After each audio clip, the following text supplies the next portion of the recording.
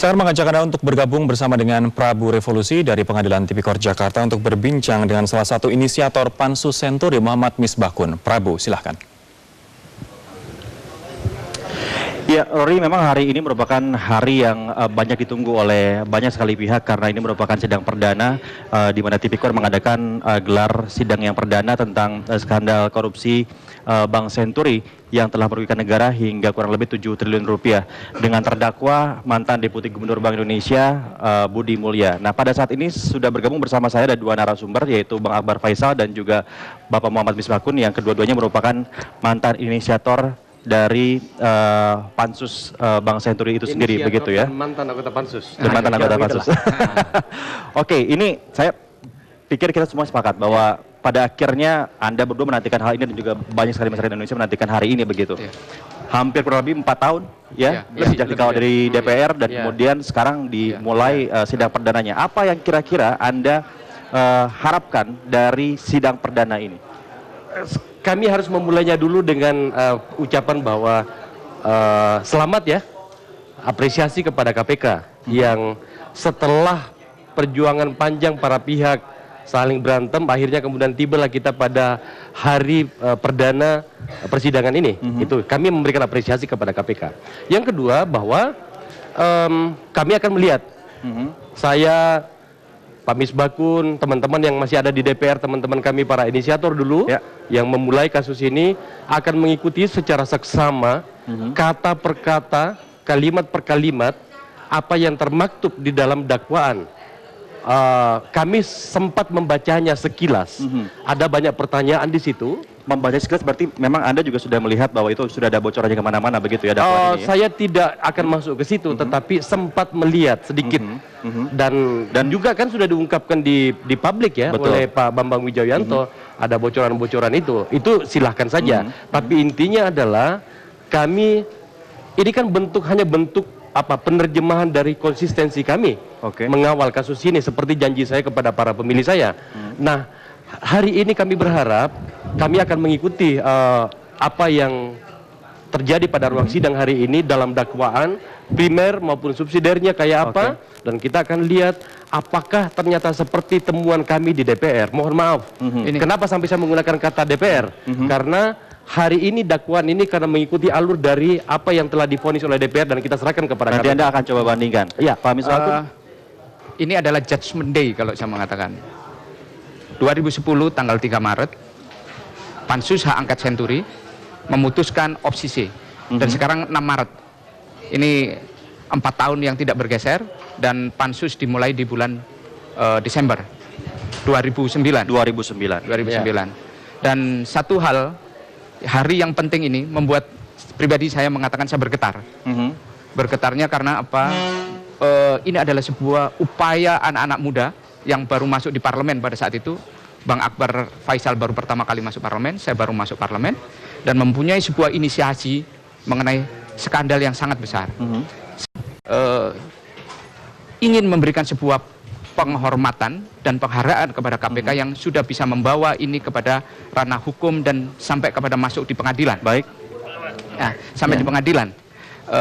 Kemudian saya ingin melihat konstruksi dakwaannya itu akan dibuat seperti apa. Dari rumors yang beredar, konstruksi dakwaannya ini akan menjadi sangat penting untuk kita pelajari. Siapa saja yang terlibat. Karena apa? Konstruksi KPK itu mempunyai konstruksi yang bagus karena apa?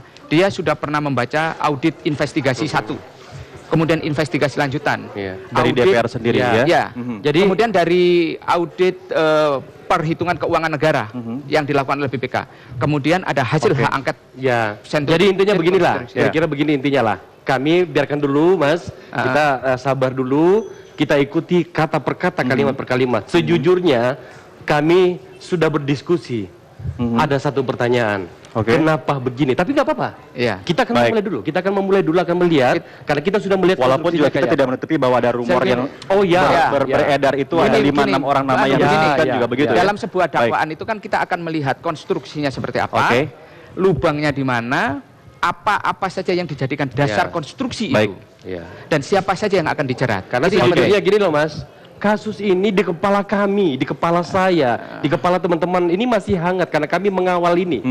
Kenapa demikian penting kasus ini? Sekali lagi saya mengatakan, karena menurut kami ini berhubungan dengan apakah benar keraguan orang bahwa pemerintahan ini tidak legitimate. Karena Anda berhubungan Juga dengan perlu kasus dicatat ini, gitu. juga, perlu dicatat juga bahwa 6,7 triliun itu adalah Oke, kasus. Pak Misbakun, Bang Akbar, kita harus dulu lihat jalannya sidang di atas karena sudah dimulai. Sudah mulai, oke. Sudah mulai, Oke. nanti kita akan ikuti dulu Oke, dan ya. kita akan kembali lagi berbicara Baik, ini baik, begitu ya. makasih. Kita kembali lagi kepada Rodi, silakan.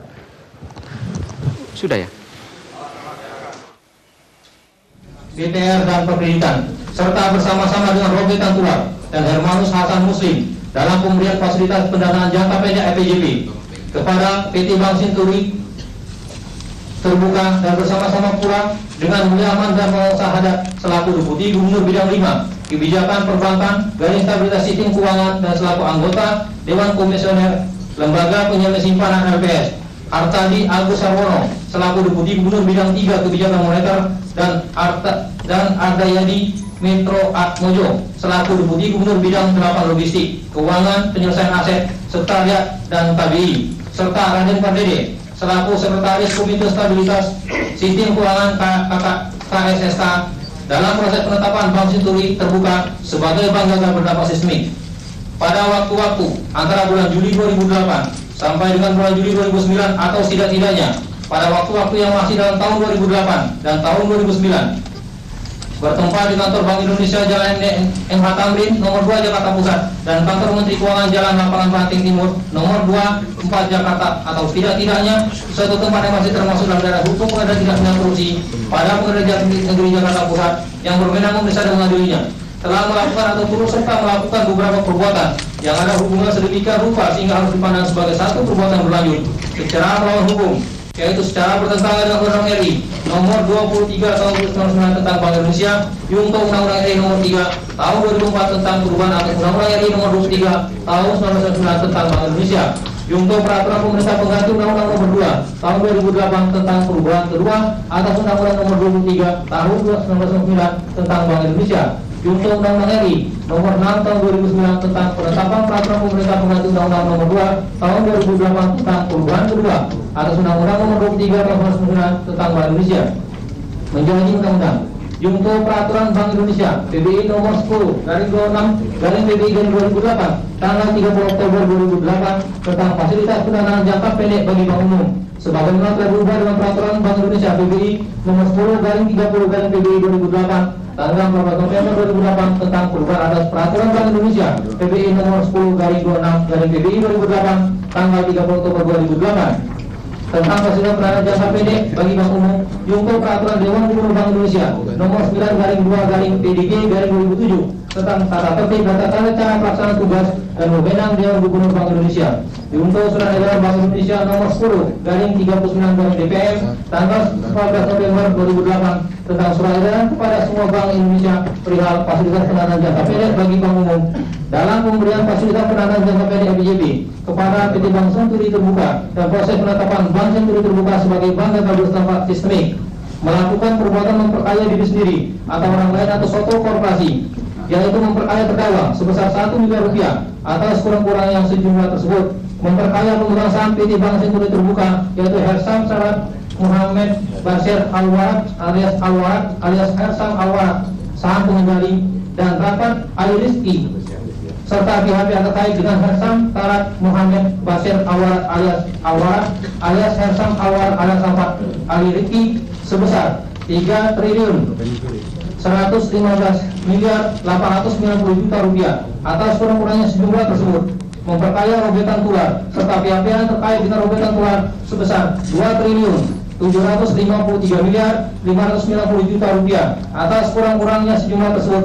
dan memperkaya PT Bank Senturi terbuka sebesar 1 miliar 1 triliun 581 miliar 275 juta rupiah atas kurang-kurangnya sejumlah tersebut yang dapat merugikan keuangan negara atau perekonomian negara, yaitu sebesar 689 miliar 394 juta rupiah dalam pemberian fasilitas pendanaan jangka pendek EPJP dan sebesar 6 triliun 762 miliar 361 juta rupiah dalam proses penetapan Bank Senturi terbuka sebagai bank gagal berdampak sistemik atau setidak-tidaknya sekitar jumlah tersebut sesuai dengan laporan hasil perhitungan kerugian negara atas dugaan tindak pidana korupsi dalam pemberian fasilitas pendanaan jangka pendek (FPJP) kepada Bank Senturi Terbuka dan proses penetapan PT Bank Senturi Terbuka sebagai bank gagal berdampak seismik dari Badan Pemeriksa Keuangan Republik Indonesia (BPKRI) nomor 64 garing LHP garing 15 Romawi garing 12 garing 2013 tanggal 20 Desember 2013 yang dilakukan terdakwa dengan cara sebagai berikut.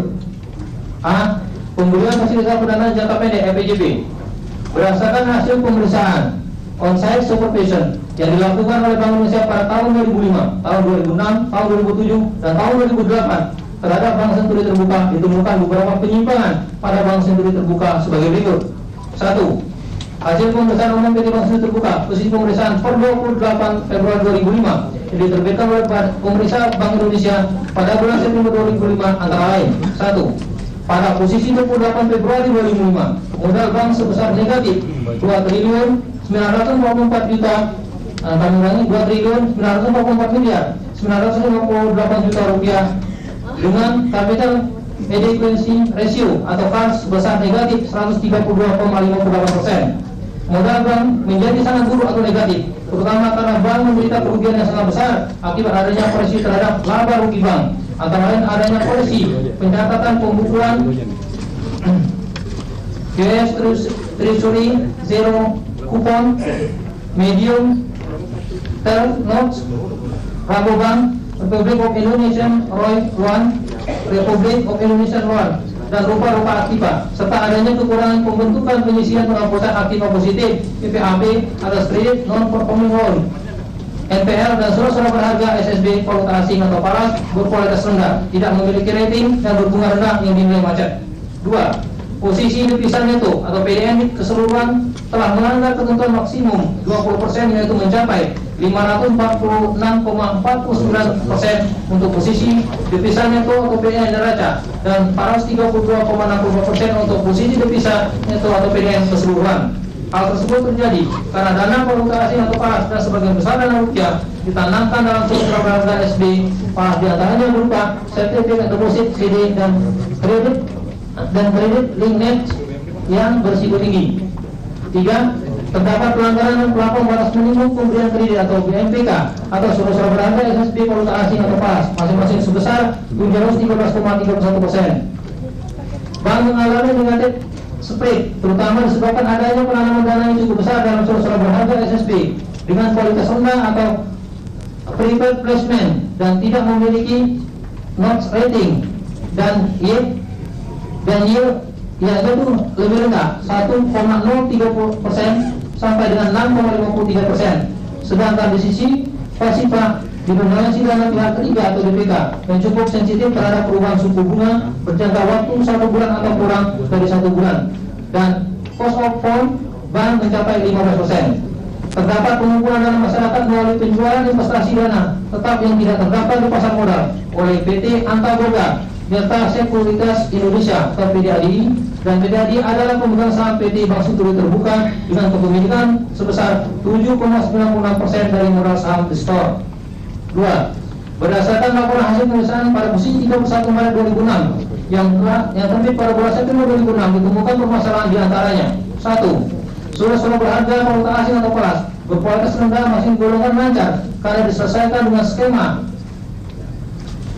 Asset Management Agreement, namun beberapa peserta skema lama belum dipenuhi oleh bank, yaitu permintaan adanya surat konfirmasi dari Dresden Bank of Switzerland atau DBSL yang langsung kepada Bank Indonesia mengenai keberadaan dana post bilateral sebesar 220 juta US dollar dan surat kuasa pencairan dana post bilateral tersebut dari Health of Holding Limited kepada PT Bank Senturi Terbuka. 2. Struktur pendanaan didominasi oleh 50 deposan inti dengan nilai sebesar 3 triliun 918 miliar 118 juta rupiah atau 39% dari total dana pihak 3 BPK, sehingga berpotensi menimbulkan kekurangan atau shortage likuiditas apabila terjadi penarikan dana milik deposan inti tersebut secara tiba-tiba dalam jumlah besar. 3. Bank sedang mengalami beberapa perkara di pengadilan dengan ex nasabah, yaitu 3 induk koperasi Input, Inkopti, dan Ikataku DMI dan Royal Intra Kusnadi atau PJK yang berpotensi menyebabkan kerugian bank sebesar 18 juta dolar Amerika Serikat dan 116 miliar rupiah. 4. Surat-surat berharga SB Palas surat-surat berharga SB Palas SS Treasury Street UTS, sertifikat deposit CD dan credit linkage notes sebesar 135 juta 720.000 dolar Amerika Serikat masih disimpan di Postgeld Asia Holding Limited yang tidak memiliki izin sebagai kustodian, sehingga tidak sesuai dengan prinsip hati-hatian dan telah menghadapi risiko kerugian apabila Postgeld Asia Holding Limited tidak mengembalikan surat-surat berharga kepada PT Bank Senturi Terbuka. 5. Terdapat pelanggaran batas minimum pemberian kredit BNPK sebesar 158,45% atas pemberian sertifikat deposit atau CD Banca Populer di Milano sebesar 26 juta dolar Amerika Serikat. West LV EG London sebesar 26 juta dolar Amerika Serikat. Nomura International Bank sebesar 26 juta dolar Amerika Serikat. Credit Bank Notes Bank sebesar 25 juta dolar Amerika Serikat dan sertifikat deposit CD Nasional Australia Bank London sebesar 50 juta dolar Amerika Serikat. Selain itu terdapat pelampauan batas minimum pemberian kredit BNPK sebesar 5,17% karena pemberian kredit kepada PT Bank Sentral Kuta. 3. Berdasarkan laporan hasil pemeriksaan posisi 31 Maret 2007 yang diterbitkan Desember 2007 ditemukan permasalahan antara lain rasio non-performing loan, gross and non-performing loan NPL untuk PT Bank Senturi Terbuka posisi 31 Maret 2007 masih tergolong tinggi, masing-masing sebesar 8,72% dan 8,01%. Pemberian kredit masih didominasi oleh 50 debitur besar yang nilainya mencapai sebesar 1.629 miliar 470 juta rupiah atau 27,85% dari total kredit. Pemberian kredit kepada debitur besar tersebut sebesar 114 miliar 28 juta rupiah atau 4,75% adalah kredit bermasalah. 2. Terdapat transaksi penjualan surat berharga SB Palas secara outright sebesar 25 juta US dolar Amerika Serikat kepada First Bank of New East Bank Citrus yang tidak dapat diyakini kebenarannya. 3. Terdapat pelanggaran batas minimum pemberian kredit BNPK yaitu sebesar 19,40% atau structure notes JP Morgan Barnett Silver SA sebesar 25 juta dolar Amerika Serikat yang diterbitkan bukan oleh Premium Bank dan tidak dijamin oleh skema Asset Management Agreement atau AMA sebesar 61,39% atas pemberian fasilitas letter of credit atau LC kepada PT Polymer Spectrum Santosa PT PSSI sebesar 48 juta dolar Amerika Serikat juga hanya dijamin oleh Bankers Acceptance atau BA sampai dengan posisi 27 November 2007. Fasilitas letter of credit atau LC PT Polymer Spectrum Santosa PT PSSI telah menurun menjadi sebesar 18 juta dolar Amerika Serikat. 4. Dana pihak ketiga DKP Bank sebesar, kami ulangi, dana pihak ketiga DKP Bank sebagian besar berjangka pendek dan didominasi oleh 50 deposit inti sebesar 4.161 miliar 451 juta rupiah atau 43,87%. Hal tersebut berpotensi menimbulkan kekurangan atau shortage likuiditas apabila terjadi penarikan dana milik deposit inti tersebut dalam jumlah yang besar. 4. Berdasarkan hasil pemeriksaan pendahuluan posisi pemeriksaan 30 Juni 2008 yang diterbitkan tanggal 31 Oktober 2008 diketahui bahwa PT Bank Senturi Terbuka menghadapi risiko yang tinggi pada risiko kredit, pasar operasional dan likuiditas yang tercermin dari adanya kelemahan pada beberapa aktivitas fungsional, terutama sebagai berikut. 1. Bank memiliki surat-surat berharga SSB palas berkualitas rendah dan tidak likuid sebesar 65 juta dolar Amerika Serikat yang seharusnya digolongkan macet namun masih dijaga lancar oleh PT Bank Senturi Terbuka. 2. Bank mengakui pendapatan accrual bunga dari surat-surat berharga SSB palas bukan pendapatan bunga secara tunai sebesar 204 miliar 818 juta rupiah pada 30 Juni 2008 dan menjadi 300 miliar 541 juta rupiah pada September 2008 yang seharusnya baru dapat dibukukan setelah PT Bank Senturi terbuka mendapatkan pembayaran tunai. 3. Bank masih kurang membentuk penyisian penghapusan aset ke PPH agunan yang diambil oleh Akia posisi Juni 2008 sebesar 62 miliar 105 juta rupiah dan menjadi 59 miliar 405 juta rupiah pada September 2008. Ketiga, hal tersebut mengakibatkan kondisi keuangan PT Bank Senturi terbuka khususnya permodalan dan likuiditas menurun, yaitu 1. Permodalan bank menurun dari sebesar 242 miliar 890 juta rupiah atau KR sebesar 3,83% pada Juni 2008 menjadi di bawah ketentuan yang berlaku, yaitu menjadi sebesar 134 miliar 990 juta rupiah atau KR sebesar 2,35% pada September 2008. 2. Likuiditas bank memburuk karena cash flow bank terganggu akibat dari sebesar berharga SD falas yang tidak likuid. Sejak pertengahan Juni sampai dengan 31 Oktober 2008, bank mengalami net taking yang semakin meningkat dan melanggar giro wajib minimum GMB rupiah sebesar 10 kali. Berdasarkan hasil pemeriksaan onsite supervision yang dilakukan oleh Bank Indonesia dari tahun 2005, 2006, tahun 2007 dan tahun 2008 tersebut menunjukkan bahwa Bank Senturi terbuka telah mengalami permasalahan struktural sejak lama. Bahkan pengawas Bank Indonesia sendiri pernah merekomendasikan untuk menutup PT Bank Senturi terbuka. Namun Bank Indonesia tidak bertindak tegas dan cenderung menutupi keadaan PT Bank Senturi terbuka yang sebenarnya dan bahkan tetap berusaha untuk menyelamatkan PT Bank Senturi terbuka. Terdakwa Budi Mulya selaku Deputi Gubernur Bank Indonesia bidang 4 pengelolaan moneter berpisah dengan KPI dan selaku anggota Dewan Gubernur Bank Indonesia yang sudah mengetahui banyaknya penyimpangan serta permasalahan yang dialami oleh PT Bank Senturi terbuka.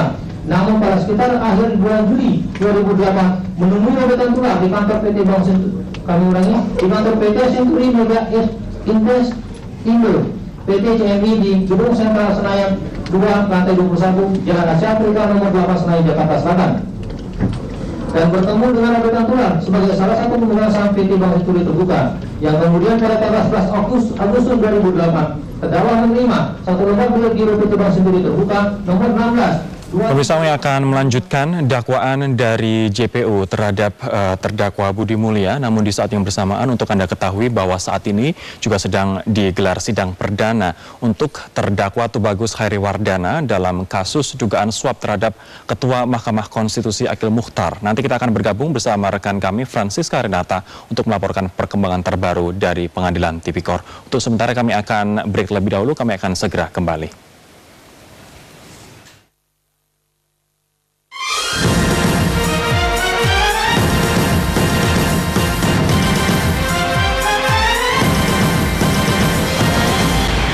Anda kembali di Breaking News Metro TV, pemirsa, dan seperti yang sudah kami informasikan bahwa hari ini ada dua sidang perdana. Yang pertama adalah sidang perdana Senturi dan kedua adalah sidang perdana kasus Tubagus Hairiwardana. Dan malah ini adalah dakwaan terhadap Tubagus Hairiwardana terkait dengan dugaan suap Pilkada Lebak dan juga Pilkada Banten. Kita akan bergabung bersama rekan kami Francisca Renata untuk melihat bagaimanakah perkembangan sidang di sana. Rere, bisa dijelaskan bagaimanakah perkembangan sidang perdana dari Tubagus Hairiwardana?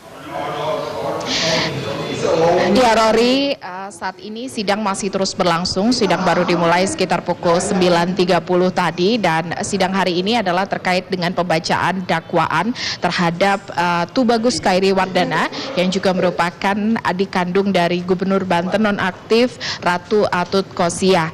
Dan dalam kasus ini Wawan menjawab bersama dengan mantan Ketua Mahkamah Konstitusi Akil Mukhtar dan juga advokat Susitur Andayani terkait dengan suap sengketa pilkada di Mahkamah Konstitusi. Petugas KPK menangkap ketiganya di tempat yang berbeda pada 2 Oktober lalu. Dalam pengembangannya, akhirnya KPK juga menetapkan Ratu Atut sebagai tersangka. Dan saat ini Jaksa Penuntut Umum tengah membacakan dakwaan terhadap dengan Wawan. Wawan setidaknya dijerat dengan 2 dakwaan. Yang pertama, suami Wali Kota Tangerang Selatan Airin Rahmidiani tersebut didakwa menyuap mantan Ketua Mahkamah Konstitusi Akil Mukhtar dengan uang uang senilai 1 miliar rupiah melalui advokat Susi Turandayani. Pemberian tersebut dimaksudkan supaya Akil membatalkan kemenangan pasangan Iti Oktavia Jayabaya dan Ade Sumardi sesuai dengan gugatan Amir Hamzah Kasmin dalam sengketa Pilkada Kabupaten Lebak 2013 lalu. Padahal mulanya Akil meminta disiapkan 3 miliar rupiah, namun baru ada uang senilai 1 miliar rupiah. Dalam kasus ini dakwaannya Wawan didakwa dengan pasal 6 ayat 1 huruf A Undang-Undang Tindak Pidana Korupsi. Kemudian Wawan juga dijerat dengan dakwaan dugaan gratifikasi dalam sengketa pemilihan gubernur wakil gubernur Banten pada Oktober 2011 lalu. Pada saat itu Komisi Pemilihan Umum Banten menetapkan pasangan Ratu Atut Chosiah dan Rano Karno sebagai pemenang. Sementara itu tindak pidana yang selama ini begitu ramai diberitakan terkait dengan tindak pidana pencucian uang belum dimasukkan dalam dakwaan kali ini. Namun memang kami masih terus mendengarkan pembacaan dakwaan dari jaksa penuntut umum. Rory? Rere, bisa dijelaskan apa fokus dari dakwaan JPU dikarenakan kita tahu ada 4 dakwaan yang dikenakan kepada Tubagus Hariwardana mulai dari suap Pilkada Lebak dan juga Banten, ada juga TPPU tindak pidana pencucian uang dan juga korupsi alat kesehatan di Tangsel dan juga di Banten. Apa fokus dakwaan JPU hari ini?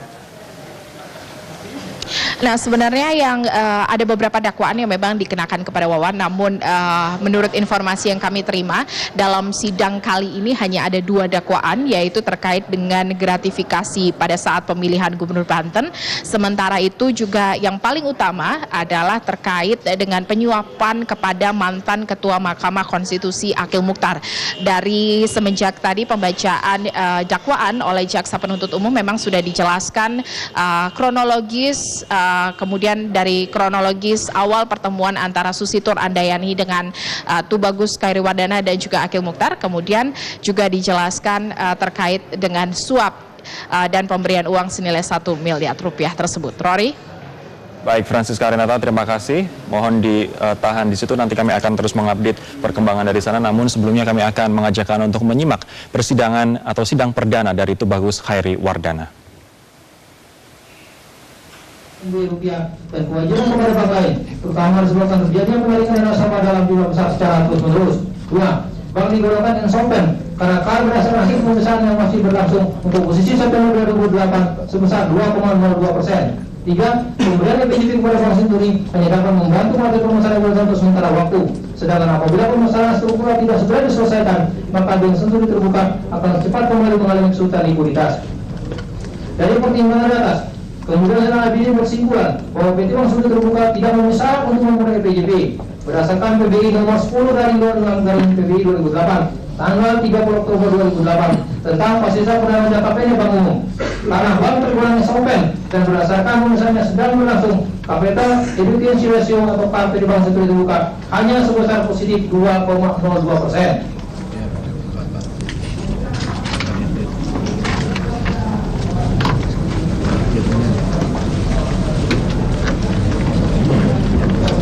Atut Chosiah Rano Karno tersebut dalam pemilihan umum gubernur dan wakil gubernur Provinsi Banten tahun 2011 yang dilaksanakan pada tanggal 22 Oktober 2011 yang diikuti oleh 3 pasangan calon, yaitu 1. Ratu Atut Chosiah Rano Karno pasangan nomor urut 1, 2. Wahidin Halim Irna Narulita pasangan nomor urut 2, 3. Jasuli Juwaini Makmun Muzaki pasangan nomor urut 3.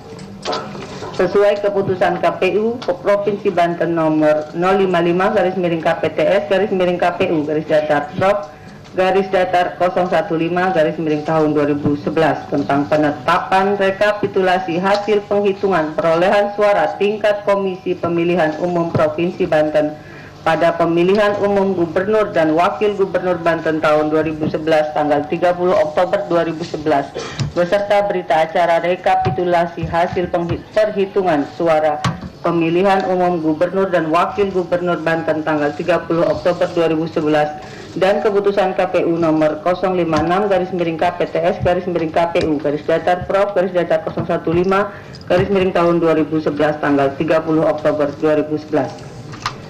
Keputusan KPU Provinsi Banten tersebut dianggap ada kecurangan sehingga diajukan permohonan keberatan ke MKRI antara lain oleh Wahidin Halim Irna Narulita pasangan nomor 2 yang tercatat dalam register perkara nomor 114/PHPU.D garis datar 9 Romawi garis miring 2011 tanggal 3 November 2011. Jazuli Juwaini Makmun Mustaki pasangan nomor 3 yang tercatat dalam register perkara nomor 115/PHPU.D garis datar 9 Romawi garis miring 2011 tanggal 3 November 2011 dan Dwi Jatmiko Cecep Mulyadinata sebagai bakal pasangan calon gubernur dan wakil gubernur Provinsi Banten yang dinyatakan tidak memenuhi persyaratan oleh KPU Provinsi Banten yang tercatat dalam registrasi perkara nomor 116. Pemirsa, yang Anda saksikan di layar kaca Anda adalah tadi sidang perdana Tubagus Hairewardana untuk dua perkara, yakni dugaan suap Pilkada Lebak dan juga dugaan suap Pilkada Banten. Kini kita akan kembali ke sidang perdana kasus Senturi dengan terdakwa mantan Deputi Gubernur Senior Bank Indonesia Budi Mulya. Kita simak bersama-sama. Garing 73, garing DPG, garing DPP 1, garing rahasia perihal laporan hasil pemeriksaan gundawan PT Bank Senturi terbuka yang ditunjukkan kepada Siti Kalimah Fadliah yang isinya antara lain PT Bank Senturi terbuka menghadapi risiko yang tinggi pada risiko kredit, pasar, operasional, dan likuiditas. Hal ini tercermin dari kelemahan pada beberapa aktivitas fungsional sebagai berikut. A. Bank memiliki aset falas berkualitas rendah dan tidak likuid sebesar 65 juta dolar Amerika Serikat yang seharusnya digolongkan macet, namun masih dinilai lancar. C. B. Bank memiliki aset falas yang berkualitas rendah dan tidak likuid sebesar 204.818 juta rupiah pada bulan Juni 2008 dan menjadi 305.541 juta rupiah pada September 2008 yang seharusnya baru dapat dilakukan setelah bank mendapatkan pembayaran tunai. C.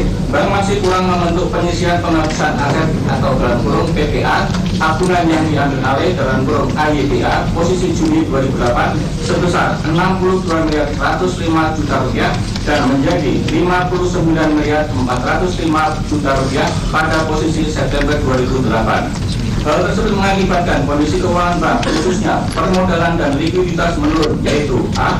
Permodalan bank menjadi di bawah ketentuan yang berlaku, yaitu sebesar 3,83% pada bulan Juni 2008 menjadi 2,35% pada bulan September 2008. C. Likuiditas bank memburuk karena cash flow bank menjadi terganggu sebagai dampak dari aset falas yang dimiliki tidak likuid.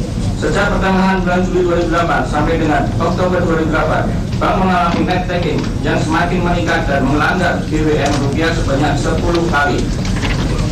Atas catatan channel kabinet nomor 10 garing 73 garing DPP garing DPPI 1 garing rahasia tanggal 3 November 2008 tersebut, kemudian pada tanggal 6 November 2008 Siti Kalimah Fadliah memberikan disposisi harap dibuat action lain dan disiapkan juga kemungkinan dua lain. Kelihatannya bank tidak mungkin dapat fasilitas dari BI karena kondisi tidak memenuhi syarat. NDG meminta supaya PSP agar memperbaiki atau menjual pada investor lain dan diberikan batas waktu. Pada tanggal 3 November 2008, itu juga PT Bank Senturi terbuka mengajukan tambahan data aset kredit kepada Direktorat Pengelolaan Moneter Bank Indonesia dengan surat nomor 658 garing Senturi garing D garing 11 Romawi garing 2008 tertanggal 3 November 2008 perihal tambahan data aset kredit untuk permohonan fasilitas repo aset dengan tembusan kepada Direktorat Pengawas Bank 1 Bank Indonesia yang intinya PT Bank Senturi terbuka menyampaikan tambahan aset berupa kredit yang ingin direpokan yang terdiri dari 31 debitur dengan total pelabuhan sebesar 230.925.024.522 rupiah dengan total outstanding sebesar 98.703.304.314 rupiah.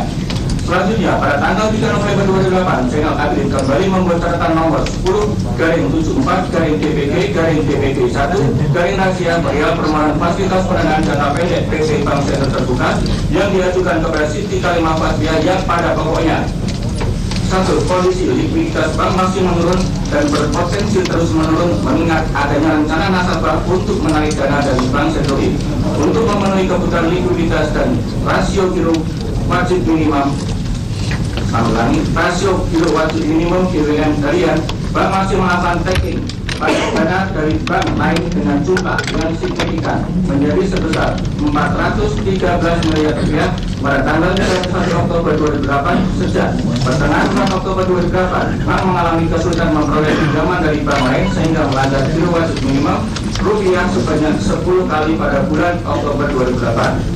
2. Pada bulan September 2008, capital adequacy ratio atau CAR menurut bank sebesar 14,76%.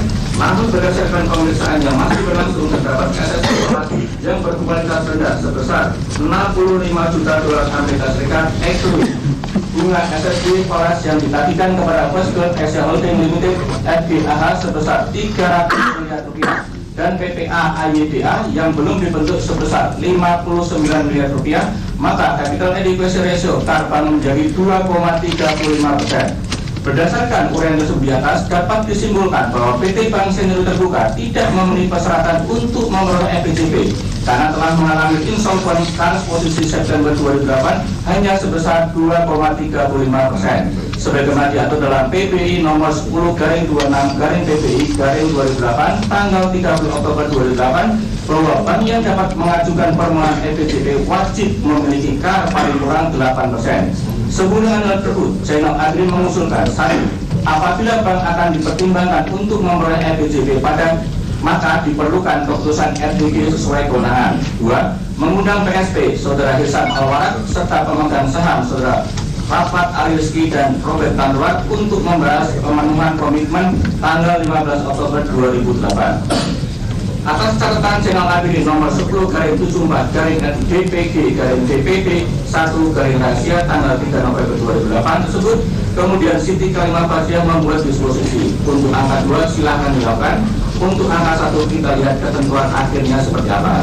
Pada tanggal 5 November 2008 sekitar pukul 12.05 WIB, terdakwa menghadiri rapat Dewan Gubernur Bank Indonesia yang dihadiri oleh Budiono, Bilanda Suara Tutom, Siti Kalimah Fasiah, S. Budirawadi, Hartadi Agus Sarwono, dan Ardayati Fitro Atmojo, dan dihadiri pula oleh perwakilan masing-masing satuan kerja, diantaranya oleh Ahmad Fuad, Direktur Direktorat Hukum IHK, Wahyu, Direktorat Pengawasan Anggaran, Zainal Abidin, Direktur Direktorat Pengawasan 1, Deru Kristiana, Deputi Direktur DPP 1, Pahlan Santosa, Ketua Tim Pengawasan PT Bank Senturi Terbuka, Edi Sulaiman Yusuf, Direktur Direktorat Pengelolaan Moneter, Yohana Francisca Sri Suparni, Deputi Direktur Direktorat Akunting dan Sistem Pembayaran, Halim Alamsyah, Direktur Penelitian dan Pengaturan Perbankan, dan dihadiri oleh Dia Virgo Ana Gandhi, Dia NK Malvigani, Detriani Vidi Yanti, dan Afriana Damayanti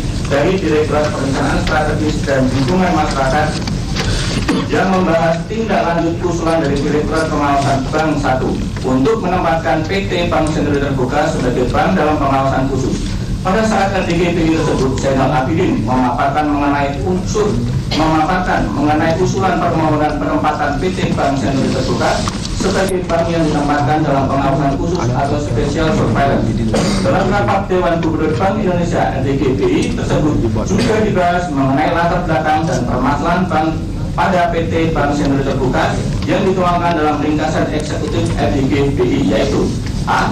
Sejak merger PT Bank Senturi Terbuka yang merupakan merger antara Bank CIC, Bank Vigo, dan Bank Genpek pada Desember 2004, bank selalu berada dalam pengawasan intensif dengan tingkat kesehatan bank dinilai HS atau kurang sehat pada September 2005.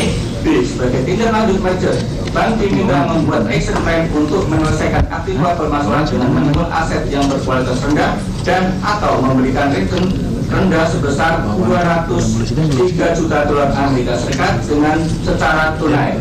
Namun, mengingat bank tidak dapat menyelesaikannya, maka bank mengajukan skema Asset Management Agreement atau AMA, yaitu pemegang saham pengendali menjamin pelunasan SSB falas dimaksud pada saat jatuh tempo yang bervariasi terakhir bulan Februari 2009. Hingga saat ini terdapat SSB falas yang telah 4 kali jatuh tempo sebesar 86 juta dolar Amerika Serikat, diantaranya sebesar 30 juta dolar Amerika Serikat telah dibayar oleh pemegang saham pengendali, sedangkan sebesar 56 juta dolar Amerika Serikat sedang ditunggu pembayarannya. Kemudian sisanya akan jatuh tempo tanggal 9 Desember 2008 sebesar 27 juta dolar Amerika Serikat dan bulan Februari 2009 sebesar 40 juta dolar Amerika Serikat. Namun demikian, mengingat kesetimbangan yang dimaksud memberikan kristen benda, maka cost splitting antara pendapatan dengan biaya lebih besar biayanya tidak dapat teratasi sehingga mengurangi rentabilitas dan membebani permodalan bank. C. Untuk menutupi kerugian tersebut, bank melakukan pengakuan pendapatan bunga eksesif kelas yang akan dikasihkan kepada First Asia Holding Limited selaku pemegang saham pengendali. Sebagai tagihan tersebut dibayar oleh FPAH dalam bentuk SSD kelas nomor internasional structure note, rating, private placement, dan unmarketable pada bulan November 2007 sebesar 40 juta dolar Amerika Serikat dan secara tunai pada bulan Maret 2008 sebesar 38 juta dolar Amerika Serikat. Sampai dengan bulan September 2008, bank masih melakukan pengakuan bunga dimaksud sebesar 300 miliar rupiah sebagai koreksi terhadap modal bank. D. Robert Tanduan selaku pemegang saham menyampaikan bahwa satu-satunya harapan untuk menyelamatkan dan atau memperbaiki kondisi keuangan bank adalah melalui injeksi modal dari investor baru. Kemudian RDGBI menyetujui penempatan PT Bank Century terbuka dalam pengawasan khusus atau special surveillance.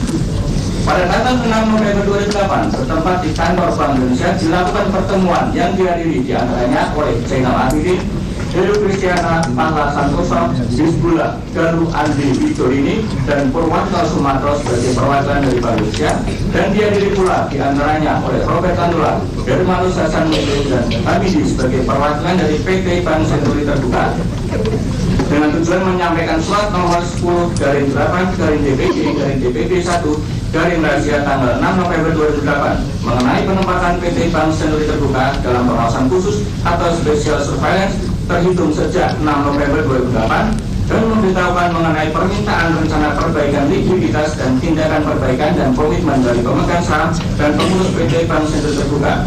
Pada saat pertemuan tersebut juga disampaikan surat nomor 10/9/JPG/JPG1/rahasia tanggal 6 November 2008 mengenai tindakan perbaikan atau mandatory supervisor action yang harus dilakukan oleh PT Bank Century Terbuka selama dalam status pengawasan khusus atau special surveillance dengan ditetapkannya PT Bank Century Terbuka tersebut dalam status pengawasan khusus, maka kegiatan operasional PT Bank Century Terbuka berada di bawah pengawasan Bank Indonesia dan semua tindakan yang dilakukan oleh PT Bank Century Terbuka harus melakukan dan mendapatkan izin dari Bank Indonesia. Meskipun PT Bank Century Terbuka sudah berada dalam pengawasan Bank Indonesia karena dalam status pengawasan khusus tersebut, namun PT Bank Century Terbuka tetap melakukan pembayaran dana pihak ketiga terkait dan pemilik PT Bank Century Terbuka tidak melakukan penambahan modal dan tidak meningkatkan likuiditas bank.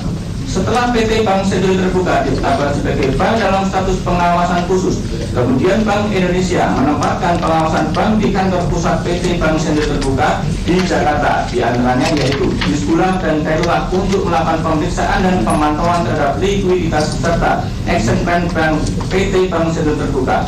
Kemudian pada tanggal 11 November 2008, Pahla Santosa meminta PT Bank Century Terbuka untuk menghitung TAR-nya.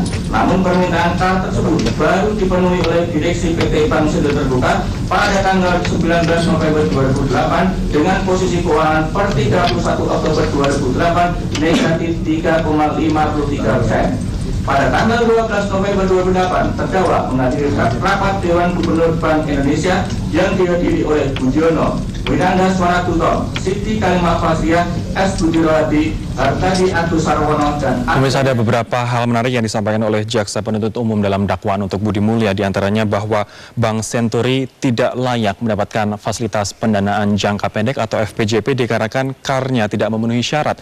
Tadi JPU mengatakan bahwa KAR Bank Century per 30 September 2008 adalah 2,35%, padahal ini tidak memenuhi persyaratan dari FPJP. Peraturan Bank Indonesia menyatakan bahwa untuk mendapatkan FPJP KAR-nya harus minimal 8%. Namun banyak kemudian yang berspekulasi bahwa BI mengubah aturan KAR ini menjadi asalkan positif kemudian menjadi memperoleh FPJP. Ini banyak pihak yang menilai bahwa aturan ini adalah untuk mengakomodasi Bank Senturi mendapatkan FPJP. Kemudian hal yang kedua adalah merger dari 3 bank, yakni CIC, Denpak, dan juga Piko untuk membentuk Bank Senturi di tahun 2004 selalu dalam pengawasan BI. Dalam hal ini adalah statusnya kurang sehat. Kemudian tadi ada juga pernyataan yang mengatakan bahwa meski dalam pengawasan khusus, Bank Senturi tetap melakukan pembayaran ke pihak ketiga. Kami akan melanjutkan breaking news Metro TV dengan 2 agenda, yakni sidang perdana kasus Senturi dan juga sidang perdana Tubagus Khairi Wardana sesaat lagi.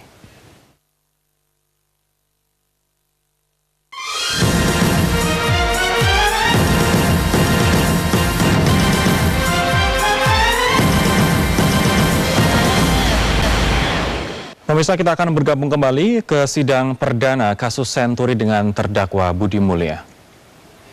200 miliar rupiah atau sumber dana dari bank pihak ketiga sebesar 3 triliun rupiah dengan suku bunga rata-rata 6%. Alternatif kedua, untuk mencapai KAR sebesar 8% diperlukan tambahan modal sebesar 325 miliar rupiah. Satu, asumsi yang digunakan dalam alternatif 2 adalah SSB inflasi modal sebesar 25 juta dolar Amerika Serikat dan SSB inflasi murah sebesar 40 juta dolar Amerika Serikat di golongan macet. B, agunan yang diambil alih sebesar 398 miliar 850 juta rupiah digolongkan kurang lancar dan dibentuk penyisian penghapusan aset sebesar 15%. 2, pencatatan pengakuan pendapatan tunggal yang tidak berima dengan tunai sebesar 300 miliar 540 juta rupiah dikoreksi karena tidak sesuai dengan ketentuan pernyataan standar akuntansi keuangan. Kemudian rapat Dewan Gubernur Bank Indonesia memberikan arahan pada Direktur Pengawasan Bank 1 untuk menyiapkan data dan informasi terkini yang dapat memberikan gambaran menyeluruh serta fakta yang sebenarnya mengenai permasalahan PT Bank Senturi Terbuka serta alternatif yang dapat dilakukan untuk penyelamatan PT Bank Senturi Terbuka. Pada tanggal yang sama, bertempat di kantor Bank Indonesia, dan Hermanus Hasan Muslim menemui terdakwa dan menyampaikan bahwa pre-fund PT Bank Senturi Terbuka untuk tanggal 13 Desember 2008 masih kurang sebesar 35 miliar rupiah dan sudah memperoleh pinjaman dari Bank Sinar Mas sebesar 30 miliar rupiah sehingga masih kurang sebesar 5 miliar rupiah. Kemudian Hermanus Hasan Muslim juga menyampaikan kepada terdakwa mengenai permasalahan likuiditas yang dialami oleh PT Bank Senturi Terbuka. Permohonan bantuan likuiditas kepada Bank Indonesia dan untuk jangka pendek supaya Bank Indonesia bisa memberikan bantuan berupa dana dolar Amerika Serikat milik PT Bank Senturi Terbuka sebesar 1.300 dolar Amerika Serikat yang ada di Bank Indonesia bisa dikonversi ke dalam rupiah untuk membantu likuiditas Bank Senturi Terbuka. Atas permasalahan yang disampaikan oleh Robertan dan Hermanus Hasan Islam tersebut, kemudian terdakwa menghubungi Siti Kalimah Fasian melalui telepon dan menyampaikan mengenai permasalahan likuiditas yang dialami oleh PT Bank Senturi Terbuka dan permohonan mengkonversi dana dolar Amerika Serikat milik PT Bank Senturi Terbuka ke dalam rupiah untuk memenuhi privat supaya bisa mengikuti transaksi milik tanggal 13 November 2008. Selanjutnya terdakwa menyampaikan kepada Robertan dan Hermanus Hasan Muslim bahwa Siti Kalimah Fasian sudah menyetujui untuk mengkonversi dana sebesar 1.300.000 dolar Amerika Serikat yang ada di Bank Indonesia ke dalam rupiah. Selain itu, terdakwa juga menghubungi S. Budirawati, namun pada saat itu S. Budirawati tidak bisa dihubungi. Selanjutnya terdakwa menyarankan kepada Robertan dan Hermanus Hasan Muslim agar mengajukan surat permohonan permintaan konversi dana dolar Amerika Serikat PT Bank Senturi Terbuka sebesar 1.300.000 dolar Amerika Serikat yang ada di Bank Indonesia ke dalam rupiah yang diajukan kepada terdakwa selaku Deputi Gubernur Bank Indonesia bidang 4 pengelolaan moneter devisa dan KEB. Atas setelah dari terdakwa tersebut, kemudian Direksi PT Bank Senturi Terbuka mengirimkan surat kepada terdakwa selaku Deputi Gubernur Bank Indonesia bidang 4 pengelolaan moneter devisa dan KEB nomor 680/Senturi/B/11 Romawi/2008 tanggal 12 November 2008 perihal kebutuhan likuiditas bank rupiah bank kami dengan tembusan kepada Direktur Pengawasan Bank 1 dan isi surat tersebut pada intinya meminta kepada Bank Indonesia untuk mengkonversikan rekening valuta asing PT Bank Senturi Tbk yang ada pada Bank Indonesia sebesar 1.300.000 dolar Amerika Serikat ke dalam mata uang rupiah untuk dapat dikreditkan ke rekening rupiah PT Bank Senturi terbuka pada Bank Indonesia untuk valuta asing untuk valuta tanggal 13 November 2008. Pada tanggal 13 November 2008, Hermanus Hasan Muslim menghubungi Heru Kristiana melalui telepon dan memberitahukan bahwa dari PT Bank Senturi terbuka akan ada tawaran dana sebesar 5 miliar rupiah dan meminta Bank Indonesia bisa menunggu serangan tersebut. Namun sekitar pukul 08 WIB, Bank Indonesia mengumumkan PT Bank Senturi terbuka tidak bisa ikut clearing karena PT Bank Senturi terbuka mengalami kekurangan dana preman sebesar 5 miliar rupiah. Akibat pengumuman Bank Indonesia tersebut, maka terjadi penarikan dana oleh nasabah dari PT Bank Senturi terbuka secara besar-besaran dan menyebabkan likuiditas PT Bank Senturi terbuka semakin memburuk. Pada tanggal yang sama, sekitar pukul 10 WIB, setelah PT Bank Senturi terbuka diumumkan tidak bisa ikut clearing dan terjadi penarikan dana oleh nasabah dari PT Bank Senturi terbuka secara besar-besaran dilakukan rapat Dewan Gubernur Bank Indonesia yang dihadiri Dewan Gubernur Bank Indonesia yaitu terdakwa Budiono, Binanda Suaratuto, Siti Kalimah Wasiat, S. Budirawati, Mulyaman Darman Sahadat, Tadi Agus Sarwono dan Dayati Minto Atmojo dan juga dihadiri di antaranya oleh Zainal Abidin, Heru Kristiana, Halim Ramsat, Pilianingsih dan Diki Kartikoyono untuk membahas permasalahan PT Bank Senturi terbuka. Pada saat rapat Dewan Gubernur Bank Indonesia tersebut, Zainal Abidin menyampaikan bahwa usaha PT Bank Senturi terbuka untuk menjual surat berdasarnya di luar negeri belum berhasil. Dan sampai dengan pagi hari tanggal 13 November 2008 hingga pukul 8 WIB, PT Bank Senturi tidak mampu memenuhi kebutuhan privat untuk bisa ikut clearing, sehingga untuk mengatasi permasalahan likuiditas sementara PT Bank Senturi terbuka telah menghubungi Bank Sinarmas dan Bank Panik untuk memberikan pinjaman antar bank dan Bank Sinarmas telah memberikan pinjaman sebesar 15 miliar rupiah. Namun dalam pinjaman untuk keperluan privat tersebut terlambat tersedia sehingga Bank Indonesia mengumumkan kepada peserta clearing bank bahwa PT Bank Senturi terbuka tidak bisa mengikuti clearing pada hari ini. Pemenuhan preman baru dapat dilakukan setelah melewati pukul 9.25 WIB. Dalam rapat Dewan Gubernur Bank Indonesia tersebut dinyatakan mengenai langkah dan alternatif untuk menyelesaikan permasalahan PT Bank Senturi terbuka dan disampaikan oleh Zainal Abidin bahwa alternatif untuk mengatasi permasalahan PT Bank Senturi terbuka adalah dengan memberikan fasilitas pembelian darurat atau apabila pembelian EPD tidak bisa dilakukan maka PT Bank Senturi terbuka dinyatakan sebagai bank gagal dan diserahkan kepada lembaga penjamin simpanan atau LPS. Selanjutnya, Zainal Abidin juga menyampaikan apabila mengharapkan bantuan bank-bank yang lainnya untuk mengatasi permasalahan likuiditas PT Bank Senturi terbuka, maka sulit untuk dilaksanakan karena risiko membantu permasalahan likuiditas Bank Senturi terbuka tersebut cukup besar dan perlu ada jaminan bahwa pihak yang membantu tidak akan mengalami atau menanggung kerugian. Apabila PT Bank Senturi terbuka didorong untuk terus beroperasi, maka keputusan tersebut sama dengan menantang pasar, di mana pada waktu itu banyak deposito, tabungan maupun pinjaman antar bank yang tidak bisa dilunasi oleh PT Bank Senturi terbuka pada saat dana ditarik atau jatuh tempo. Apabila tetap diputuskan PT Bank Senturi terbuka tetap beroperasi, maka diperlukan dukungan dana yang sangat besar, minimal 6 triliun rupiah sampai dengan 7 triliun rupiah, dan hal tersebut tidak mungkin karena tidak ada skema maupun ketentuan yang mendasari ketentuan tersebut. Selain itu, Bank Indonesia akan mendapatkan kritikan yang sangat tajam dari masyarakat dan pasti akan diperiksa oleh Badan Pemeriksa Keuangan, Kepolisian maupun Komisi Pemberantasan Korupsi, serta kemungkinan kewenangan Bank Indonesia untuk mengawasi bank akan diatur melalui undang-undang. Oleh sebab itu, Zainal Abidin menyarankan agar PT Bank Senturi terbuka diserahkan kepada lembaga penjamin simpanan LPS kemudian ditutup. Selain Zainal Abidin, Bahlil Alamsyah juga menyampaikan bahwa apabila pemberian fasilitas pembelian darurat EPD bukan dalam kondisi krisis, maka dana yang digunakan adalah dana Bank Indonesia, namun dijamin oleh pemerintah. Dan apabila EPD diberikan dalam kondisi krisis, maka dana... Pemirsa, sebelum melanjutkan pembacaan dakwaan terhadap Budi Mulya oleh Jaksa Penuntut Umum dari KPK, kita akan bergabung dengan Francisca Renata terlebih dahulu untuk memantau persidangan dari Tubagus Hariwardana. Dari apa perkembangan terbaru dari sana? Ya, Rory, sidang sudah selesai. Sidang berjalan cukup cepat, kurang lebih sekitar 1 jam.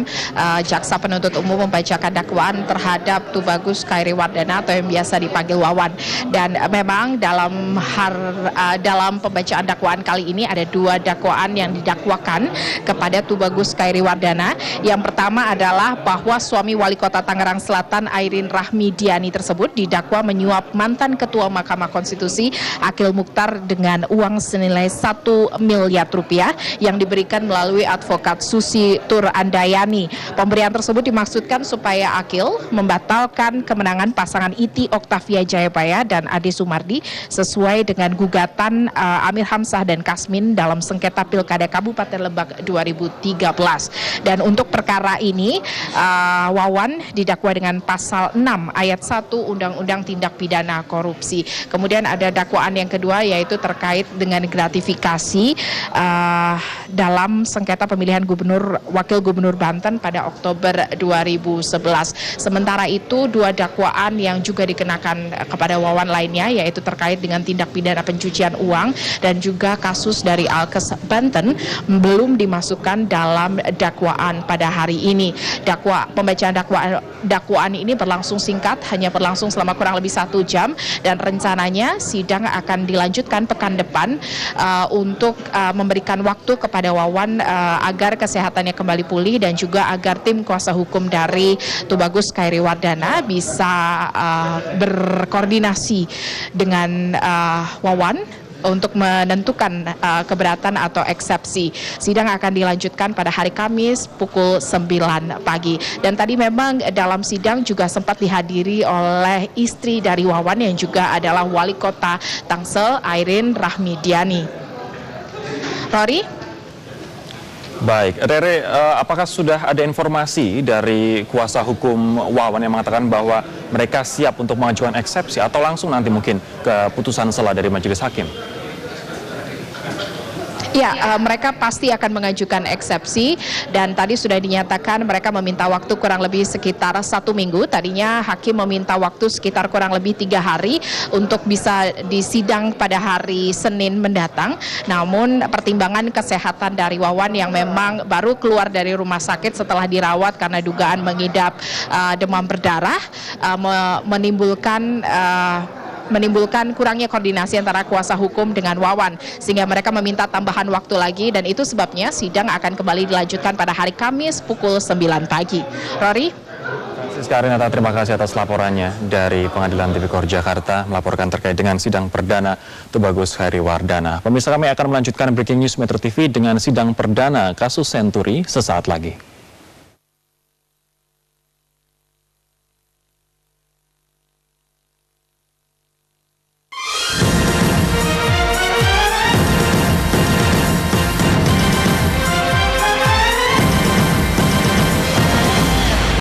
Anda kembali di Breaking News Metro TV pemirsa dan saat ini masih digelar sidang perdana kasus Senturi. Untuk Anda ketahui BPK beberapa waktu yang lalu sempat menyatakan bahwa kerugian Bank Senturi mencapai 7,45 triliun rupiah. Ini terdiri dari 2 hal. Yang pertama adalah bailout senilai 6,7 triliun dan juga FBJP atau fasilitas pendanaan jangka pendek senilai 689 miliar rupiah. Nah, apa yang saat ini dibacakan oleh JPU, dakwaan yang dibacakan oleh JPU masih dalam ranah FPJP ini. Kita akan ikuti lebih lanjut sidang dengan agenda pembacaan dakwaan tersebut. Meminta waktu sampai dengan bulan Maret 2009. 3. Sehubungan dengan surat pernyataan bermaterai dari pemilik PT Bank Senturi Terbuka, maka hal yang perlu diperhatikan oleh Dewan Gubernur adalah apakah surat pernyataan tersebut dapat dianggap sebagai jaminan atau garansi atau tidak.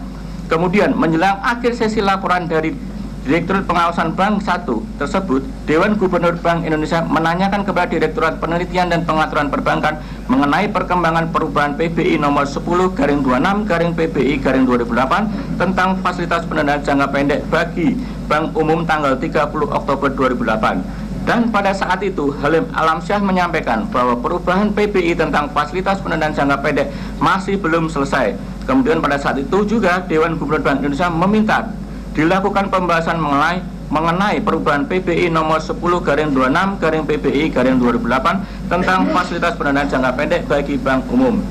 Sekitar pukul 20.30 2010 WIB, terdakwa mengikuti rapat Dewan Gubernur Bank Indonesia yang dihadiri oleh Budiono, Miranda Suara Gultom, Siti Kalimah Fasliah, S. Budiono, Mulyaman Darman Sahadat, Hartadi Agus Sarwono, dan Adayadi Mitro Atmojo, dan juga dihadiri diantaranya oleh Zainal Abidin, Heru Kristiana, Halim Alamsah, Ahmad Fuadi, Dodi Budiwalyo, dan Yohana Francisca Sri Sufani untuk membahas permasalahan PT Bank Senturi Terbuka dan perubahan PBI nomor 10/26/PBI/2008 tanggal 30 Oktober 2008 tentang fasilitas pendanaan jangka pendek bagi bank umum.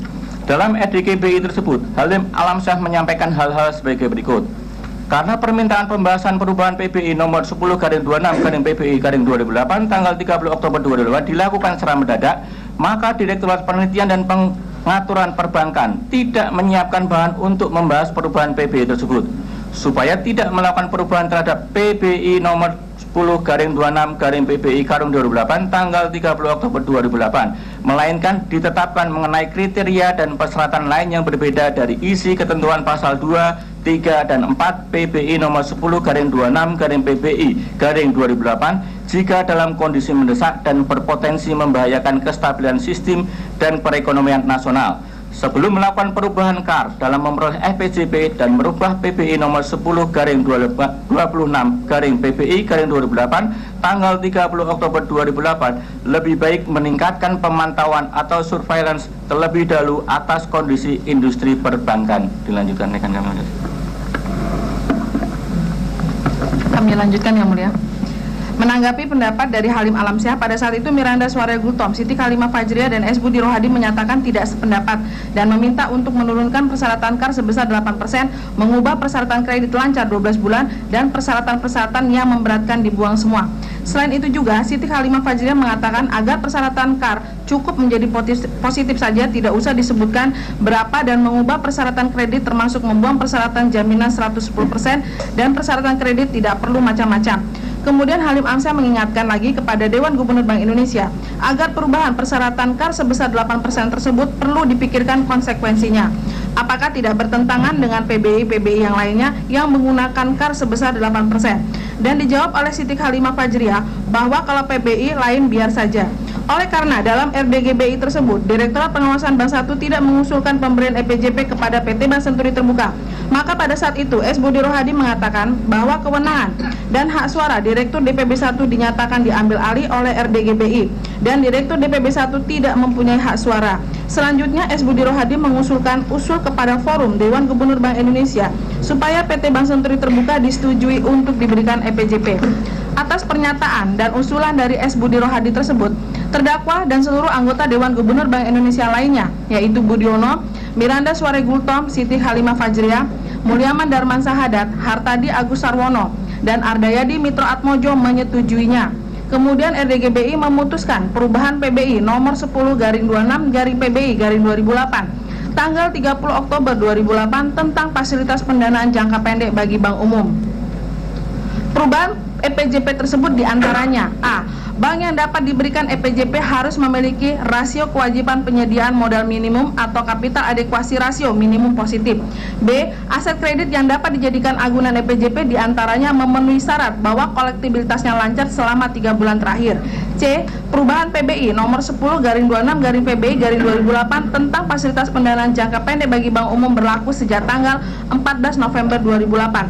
Namun pada saat itu belum dibuat ringkasan eksekutif perubahan PBI nomor 10/26/PBI/2008 tanggal 30 Oktober 2008 dan draft PBI yang baru untuk menggantikan PBI nomor 10/26/PBI/2008 tentang fasilitas pendanaan jangka pendek bagi bank umum yang akan diberlakukan pada tanggal 14 November 2008. Kemudian sekitar pukul 21 WIB bertempat di kantor Bank Indonesia dilakukan rapat konsultasi melalui telekonferensi antara Sri Mulyani Indrawati selaku Menteri Keuangan, Ketua Komite Stabilitas Sistem Keuangan KSSK yang sedang berada di Washington DC, Amerika Serikat dengan pihak Bank Indonesia, yaitu Budiono, Miranda Suara Gultom, Mulyaman Darman Sahadat, Siti Kalimah Fajriah, Halim Alamsyah, Zainal Abidin, Heru Kristiana, dan juga diikuti oleh Sofyan Ajalil selaku Menteri Negara BUMN, Menteri Keuangan ad interim, Raden Pardede Masiram Simanjuntak selaku wakil dari UKP 3R, Fuad Ramani dan Nur Rohmat dari Bapepam LK, dari Menansion dari Dirjen Pajak Departemen Keuangan RI, Firdaus Jalani selaku Kepala Eksekutif Lembaga Penjamin Simpanan, Poltak El Tobing selaku Kepala Divisi Penjaminan Lembaga Penjamin Simpanan, serta Sahalalu Manggao, staf Menteri BUMN.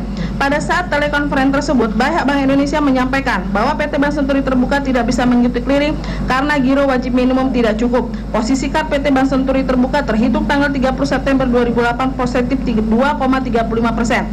PT Bank Senturi Terbuka ditetapkan dalam status pengawasan khusus sejak tanggal 6 November 2008, dan untuk mengatasi permasalahan likuiditas PT Bank Senturi Terbuka, maka Bank Indonesia akan memberikan fasilitas pendanaan jangka pendek pada PT Bank Senturi Terbuka. Setelah dilakukan telekonferensi pada tanggal 14 November 2008 sekitar pukul 1 WIB, Siti Khalimah Fajriah memerintahkan Zainal Abidin dan Hizbullah untuk menghubungi Direksi PT Bank Senturi Terbuka dan memberitahukan supaya Direksi PT Bank Senturi Terbuka datang ke kantor Bank Indonesia. Selanjutnya Zainal Abidin menghubungi Hamidi dan meminta Hamidi bersama dengan Hermanus Hasan Muslim menghadap Siti Khalimah Fajriah. Setelah dihubungi oleh Zainal Abidin atas perintah Siti Khalimah Fajriah, maka pada sekitar pukul 2 WIB, Hermanus Hasan Muslim dan Hamidi datang menemui Siti Khalimah Fajriah di ruangan lantai dasar kantor Bank Indonesia. Pada saat pertemuan tersebut, Siti Khalimah Fajriah mengatakan kepada Hermanus Hasan Muslim dan Hamidi bahwa rapat sampai malam mengurus PT Bank Senturi Terbuka, dan akhirnya diputuskan untuk membantu kesulitan likuiditas PT Bank Senturi Terbuka dengan memberikan EPJP. Kemudian Siti Khalimah Fajriah meminta untuk segera melengkapi dokumen-dokumen terkait pemberian EPJP karena permohonan EPJP dari PT Buka akan diproses. Pada tanggal 14 November 2008 sekitar pukul 8.15 WIB, terdakwa mengikuti rapat Dewan Gubernur Bank Indonesia yang dihadiri oleh Budiono, Miranda Suare Gultom, Siti Khalimah Fajriah, S. Budi Rohadi, Mualia Mandarman Sahadat, Hartadi Agus Sarwono, dan Ardayadi Mitro Atmojo. Dan juga dihadiri diantaranya oleh Zainal Abidin, Heru Kristiana, Halim Alamsyah, Ahmad Fuad, Dodi Budi Waluyo, dan Yohana Francisca Sri Suparni untuk membahas finalisasi perubahan PBI nomor 10/26/PBI/2008 tanggal 30 Oktober 2008 tentang fasilitas pendanaan jangka pendek bagi bank umum. Kemudian sekitar pukul 9 WIB, PBI nomor 10/30/PBI/2008 tanggal 14 November 2008 tentang perubahan PBI nomor 10/26/PBI/2008 tanggal 30 Oktober 2008 tentang fasilitas pendanaan jangka pendek bagi bank umum tersebut ditandatangani oleh Budiono. Selanjutnya pada siang harinya perubahan PBI tersebut diundangkan.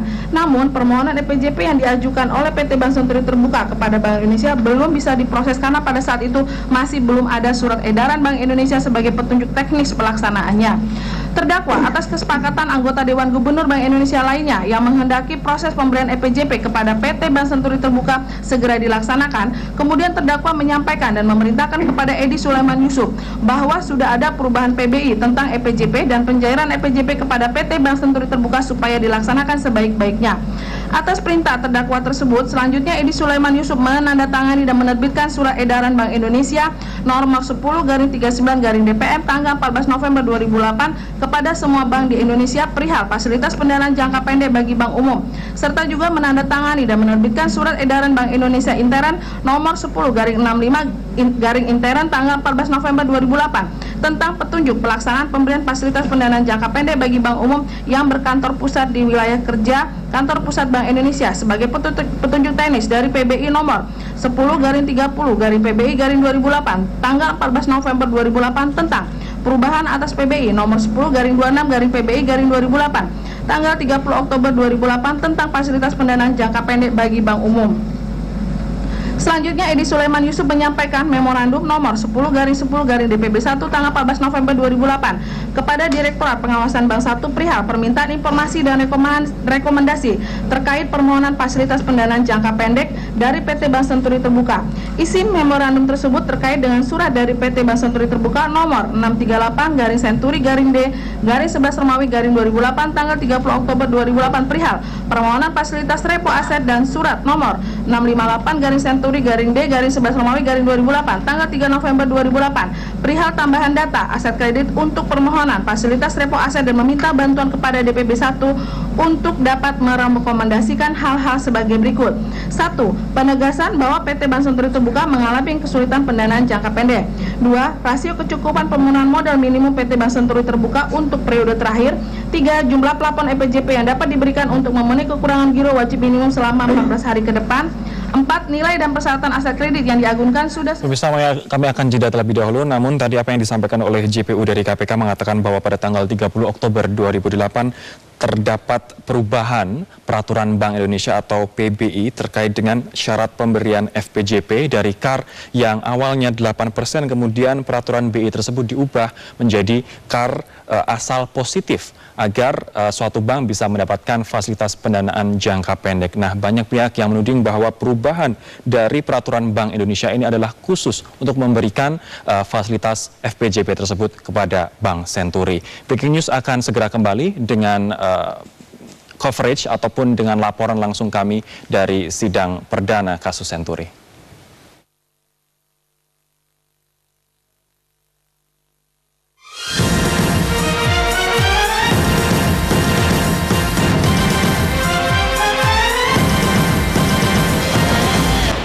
Pemirsa, tim Was Senturi pernah memanggil Wakil Presiden Budiono dan mantan Menteri Keuangan Sri Mulyani. Keduanya telah bersaksi seputar fasilitas pendanaan jangka pendek hingga pengucuran dana talangan Bank Senturi yang dinilai telah sesuai prosedur. Keduanya bahkan pernah menyatakan siap menjalani proses hukum bila terbukti menyalahi aturan.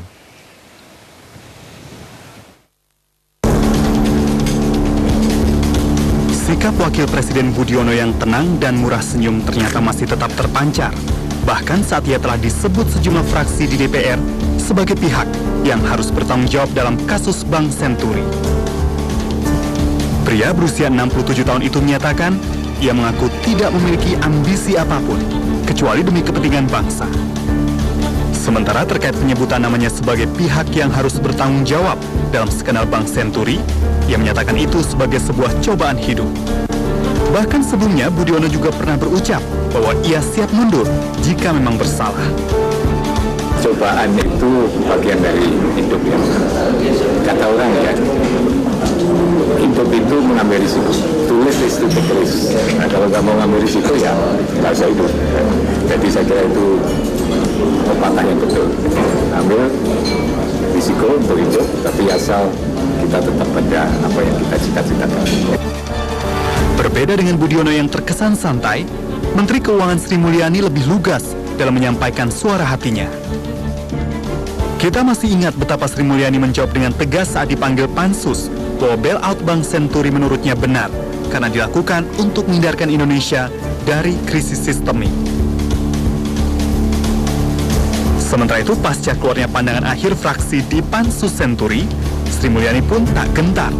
Ia menganggap pandangan akhir Pansus Senturi hanya sebagai proses politik biasa.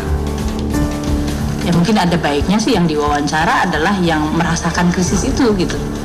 Yang merasakan krisis kan sektor keuangan, sektor perbankan. Sri Mulyani juga mengaku tidak merasa dikorbankan karena ia berperan sebagai pejabat negara yang sedang menjalankan tugas. Jika kemudian ditemukan pelanggaran dalam proses bailout Bank Senturi, Sri Mulyani hanya meminta pelanggaran itu tidak hanya ditimpakan kepada dirinya saja. Tim Liputan, Metro TV. Saya akan mengajak Anda kembali bergabung bersama dengan Prabu Revolusi dari Pengadilan Tipikor Jakarta. Prabu.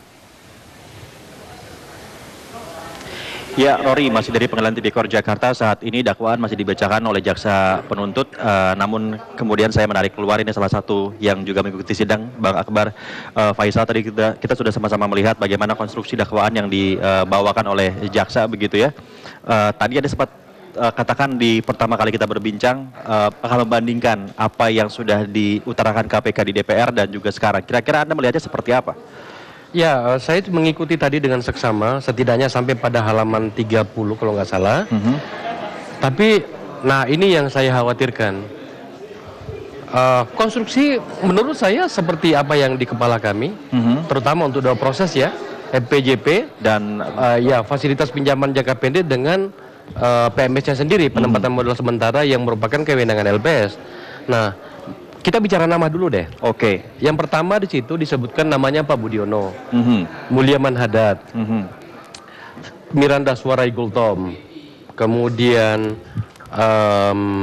Hartadi Sarwono, kemudian Ardayadi, Siti Fajriya, termasuk almarhum Budi Rohadi, plus anggota dari KSSK Raden Pardede. Pak Raden Pardede ya, Raden yang Pardede. disebutkan. Nah, artinya ada dua memang di dakwaan JPU tadi ini, Jaksa Penuntut Umum KPK ini ada dua. Pertama di PJP dengan PMS.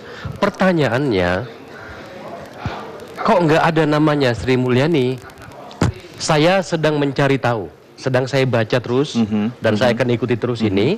Apa alasannya tidak ada namanya Sri Mulyani? Bukan berarti bahwa Ibu Sri Mulyani harus masuk, enggak. Tetapi dalam konstruksi berpikir semestinya masih ada argumentasi kenapa Sri Mulyani tidak masuk di sana, ya, begitu. Sedang saya mempelajarinya. Yang kedua, secara bersama-sama dikatakan, secara bersama-sama.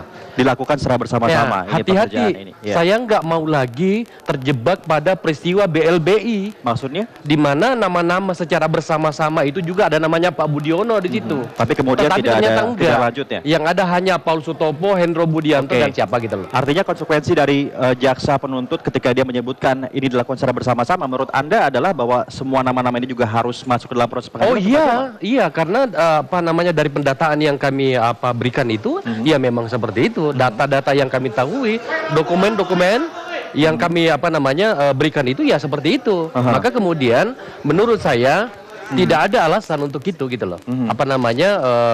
Untuk mengatakan bahwa tidak gitu ya. Iya. Lalu bagaimana caranya sekarang KPK ini kan sekarang bolanya di KPK semua begitu, Bang Akbar. Agar 5 nama atau 5 sampai 6 nama ini juga bisa setidak-tidaknya mengalami proses yang sama begitu ya. Entry point-nya bagaimana kira-kira? Saya buat menjadi sederhana bahasanya. Kalau dikatakan secara bersama-sama, logika kita bahwa sebenarnya jaksa penuntut umum mengatakan kan di situ bersama-sama, secara bersama-sama untuk berbagi kekuatan itu. Sebenarnya Pak Budiono sudah tersangka. Kalau kita mau mengikuti logika ini kan, baik pada dakwaan primer maupun subsidiar. Jadi menurut saya sebenarnya tinggal ditetapkan saja. Cuman itu tadi saya katakan peristiwa pada persidangan BLBI beberapa tahun yang lalu, di situ juga disebutkan secara bersama-sama dengan Pak Budiono.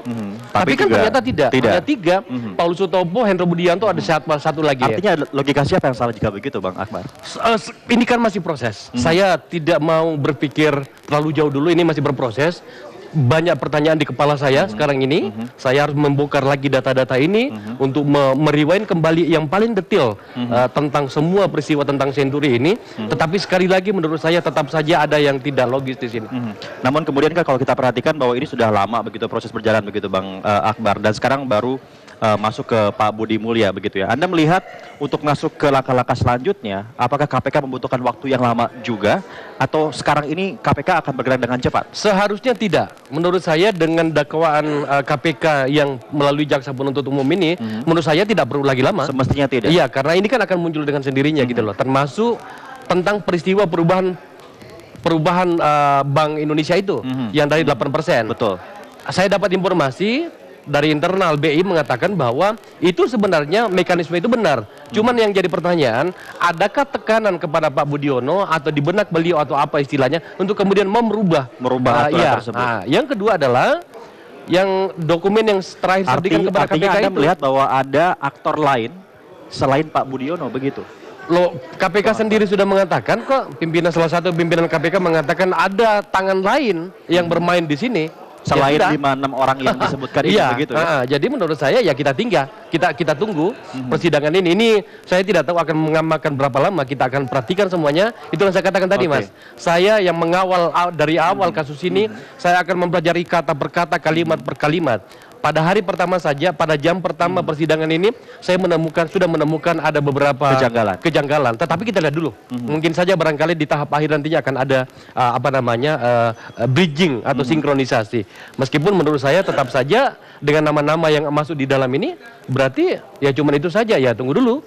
Tetapi ya kita lihat nanti. Hanya sekarang Ketua KPK sudah mengatakan bahwa pemeriksaan atau kasus ini tidak akan berhenti di Pak Budi Mulya saja. Artinya juga jika begitu, apakah ini satu indikasi nama-nama ini juga akan segera ditindaklanjuti oleh KPK karena Pak Abraham Samad karena nama sudah keluar di pengadilan hari ini, di pengadilan Tipikor hari ini, maka menurut saya mungkin logikanya pimpinan KPK itu bukan cuma Budi Mulya saja, berarti nama-nama yang ada yang disebutkan tadi setidaknya sudah disebutkan setidak-tidaknya ya. Tetapi itu tadi, pertama, jangan sampai terjadi pendekatan pada kasus BLBI yang dulu secara bersama-sama tetapi ternyata cuma 3 orang.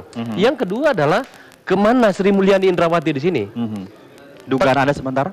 Saya sedang mencoba untuk melihat semuanya secara keseluruhan. Itu yang saya katakan tadi, saya membutuhkan waktu untuk mempelajari ini dan kita terus ikuti kasus ini.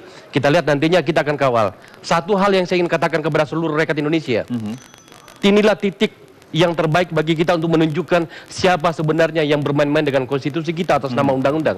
Saya akan mengawalnya. Artinya jika memang ada yang bisa bermain seperti itu, Bang Akbar, ini kekuatan saya pikir harus besar sekali begitu, sehingga bisa mempengaruhi perubahan aturan BI dan lain sebagainya begitu. Saya suka bahasa Anda. Ini hanya orang yang atau seseorang atau lembaga yang sangat besar kekuasaannya yang bisa mengintervensi. Bahkan di atas Bank Indonesia sendiri jika begitu. Saya rasa demikian. Tetapi kan tentu saja kita tidak bisa berandai-andai. 1-2 hari ini Mas, saya rasa mungkin juga siang ini saya sudah bisa membaca kembali dan kita lihat siapa sebenarnya aktor di balik ini. Sebenarnya sederhana, kembali saja pada hasil pemeriksaan BPK. Ada nama-nama di situ disebutkan yang menerima aliran dana segala macam itu kan sudah bisa dilihat di situ. Tapi udahlah, kita akan lihat saja bagaimana persidangan ini. Dan saya ingin katakan pada teman-teman DPR, teman-teman DPR bersiap. Nasdem belum ada di sana. Kalau ada Nasdem di sana sebenarnya ini sudah menyatakan pendapat, sudah maju ini. Udah nggak main-main kita ini dengan ini. Jadi saya minta teman-teman DPR itu siapkan saja, karena ini sudah jelas kok ini. Sekali lagi saya ulangi, dengan penyebutan nama Pak Budiono, baik pada dakwaan primer maupun subsidiar, sebenarnya sudah sama dengan Pak Budiono tersangka di sini. Dan sekarang DPR sudah kembali memperpanjang masa kerja dari mau diperpanjang atau tidak, tetapi saya pengen tahu langkahnya kayak apa dalam hukum tata negara. Seperti apa Anda dengan menyatakan pendapat seperti yang saya minta semenjak saya masih di partai saya yang lama dan tidak ada yang mendengarkan karena partai saya terlalu kecil dan sekarang saya bersama dengan partai yang akan besar ini. Kita seandainya ada Nasdem di parlemen, Mas, saya beritahu ini sudah menyatakan pendapat. Dan mohon maaf Pak Wakil dengan Presiden, keadaan seperti sekarang ini ya pemilu juga sebentar lagi, Bang. Apakah kira-kira Anda bisa optimis bahwa itu akan menegakkan konstitusi tidak bisa mengatakan 3 bulan, 10 hari, detik itu pula apabila memang undang-undang dasar kita dilanggar, diinjak-injak atau dipermalukan, maka pada saat itu kita harus bertindak. Dan itu DPR yang harus mengambil alih itu. Saya sih lebih masuk ini aja, kita melihat faktanya begitu ya, jika memang DPR tidak bisa, ya kita harus bersama sama KPK saja untuk melakukan ini semuanya. Enggak, ini kan memang sudah beda kan, karena memang kan sudah secara hukum diserahkan kepada KPK. Nah, maksud saya realitas di KPK hari ini yang di pengadilan sidang yang di atas ini kan sudah menyebutkan di situ. Sekali lagi saya katakan, ketika disebutkan di dalam dakwaan bahwa secara bersama-sama Budi Mulya secara bersama-sama dengan Budiono dan segala macam, kan pada dasarnya sudah sama dengan mengatakan tersangka meskipun secara formal belum ditetapkan. Nah, kita tunggu. Apalagi yang ditunggu DPR. Oke, harusnya DPR sudah langsung bergerak begitu. Saya rasa iya. Ini sudah ada kok dakwaan.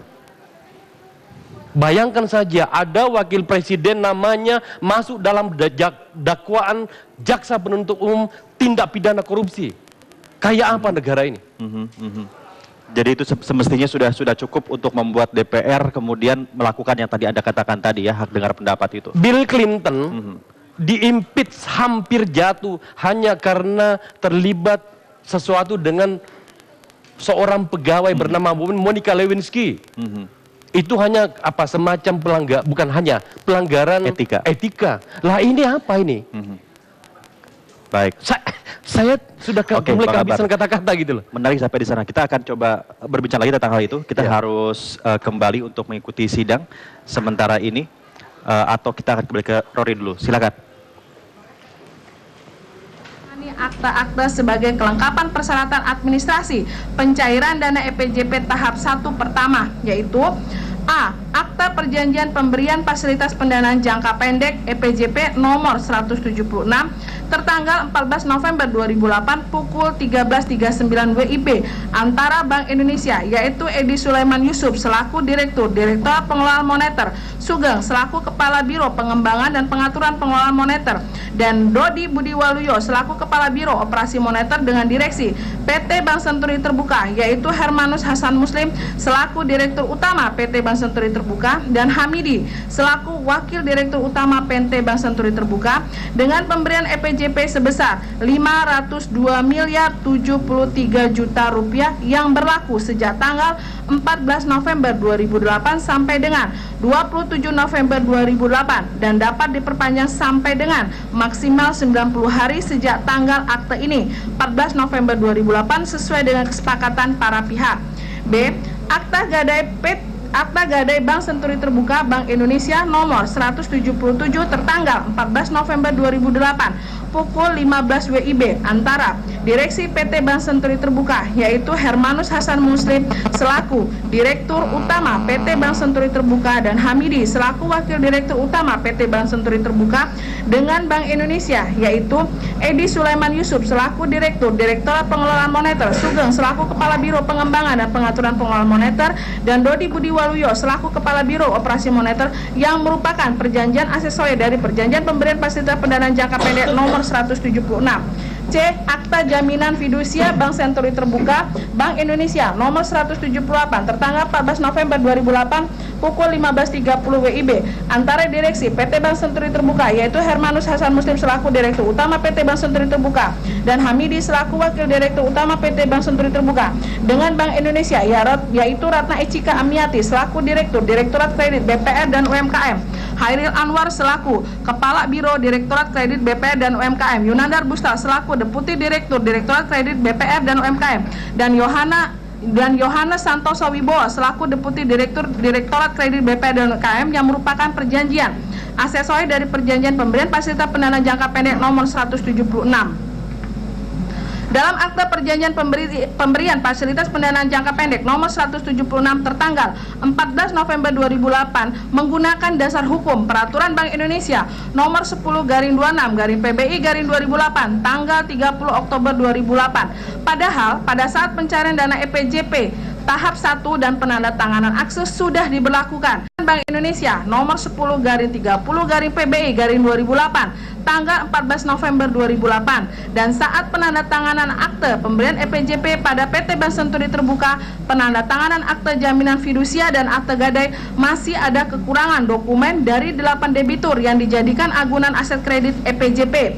Di antaranya asuransi agunan aset kredit telah jatuh tempo dan tidak diperpanjang dan akte pengikatan tidak dengan akta notaril khususnya untuk aset kredit berupa biliet giro back to back sehingga seharusnya 8 debitur tersebut tidak bisa dijadikan agunan aset kredit karena tidak sesuai dengan salah satu persyaratan dalam ketentuan PBI nomor 10/30/PBI/2008 tanggal 14 November 2008. Pada pasal 4 ayat 3 huruf F disebutkan memiliki perjanjian kredit dan pengikatan agunan yang mempunyai kekuatan hukum. Selain itu, pada saat dilakukan pencairan dana EPJP tahap 1 pertama pada PT Bank Senturi Terbuka masih menggunakan kapital adekuasi rasio PT Bank Senturi Terbuka per tanggal 30 September 2008 yang sebesar positif 2,35%. Padahal seharusnya menggunakan kapital adekuasi rasio PT Bank Senturi Terbuka per tanggal 31 Oktober 2008 sudah negatif 3,53%. Setelah dilakukan pencairan dana EPJP tahap 1 pertama pada tanggal 14 November 2008, kemudian pada tanggal 15 November 2008 sekitar pukul 2 WIB, Robert Tantular menyuruh memindah bukukan atau mendebitkan deposito falas milik nasabah Budi Sampurna dan PT Lancar Sampurna Bestari dari PT Bank Senturi Terbuka cabang Kertajaya Surabaya ke PT Bank Senturi Terbuka Senayan Jakarta sebesar 18 juta dolar Amerika Serikat ekuivalen dengan 175 miliar rupiah dan dana sebesar 18 juta dolar Amerika Serikat tersebut dipergunakan untuk menutup kerugian falas PT Bank Senturi Terbuka yang dilakukan oleh Dewi Tantular. Padahal pada saat itu PT Bank Senturi Terbuka masih dalam status pengawasan khusus atau special surveillance.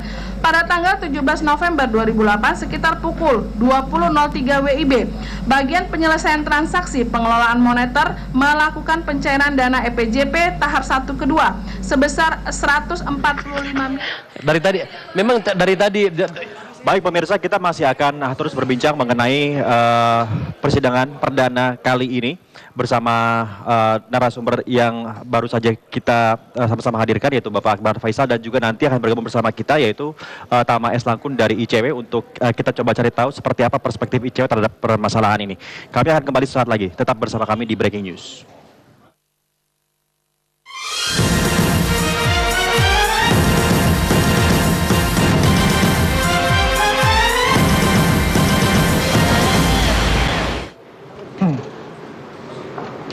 Ya baik pemirsa, sebelum kita memulai perbincangan ini, saya akan mengajak Anda untuk bergabung bersama Hafiah Yahya, rekan kami, untuk mengetahui seperti apa agenda dari Wakil Presiden Budiono pada hari ini. Hafiah, silakan.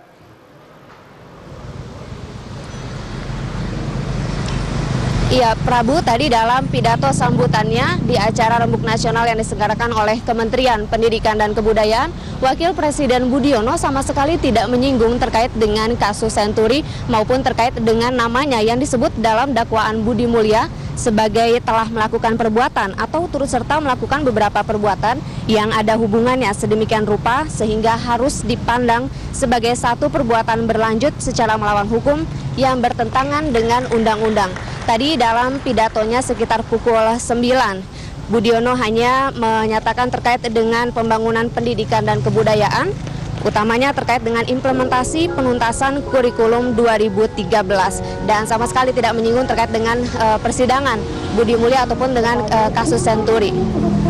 Dan sebagaimana diketahui sebelumnya sebagai Gubernur Bank Indonesia pada tahun 2008, Budiono dianggap mengetahui proses kebijakan pemberian talangan dana Bank Senturi dan Budiono terlibat dalam revisi peraturan Bank Indonesia yang menentukan tanpa menyebut batasan prosentase rasio kecukupan modal untuk memperoleh fasilitas pendanaan jangka pendek atau FPJP.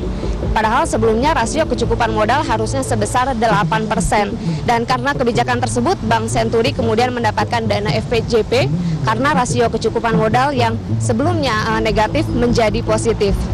Dan sebagaimana diketahui pula, Budiono telah diperiksa sebanyak 2 kali oleh KPK, yaitu pada akhir April 2010 pada saat tahap penyelidikan kasus Senturi, dan juga yang kedua pada November 2013 lalu sebagai saksi atas tersangka Budi Mulya. Demikian, Pak Prabu.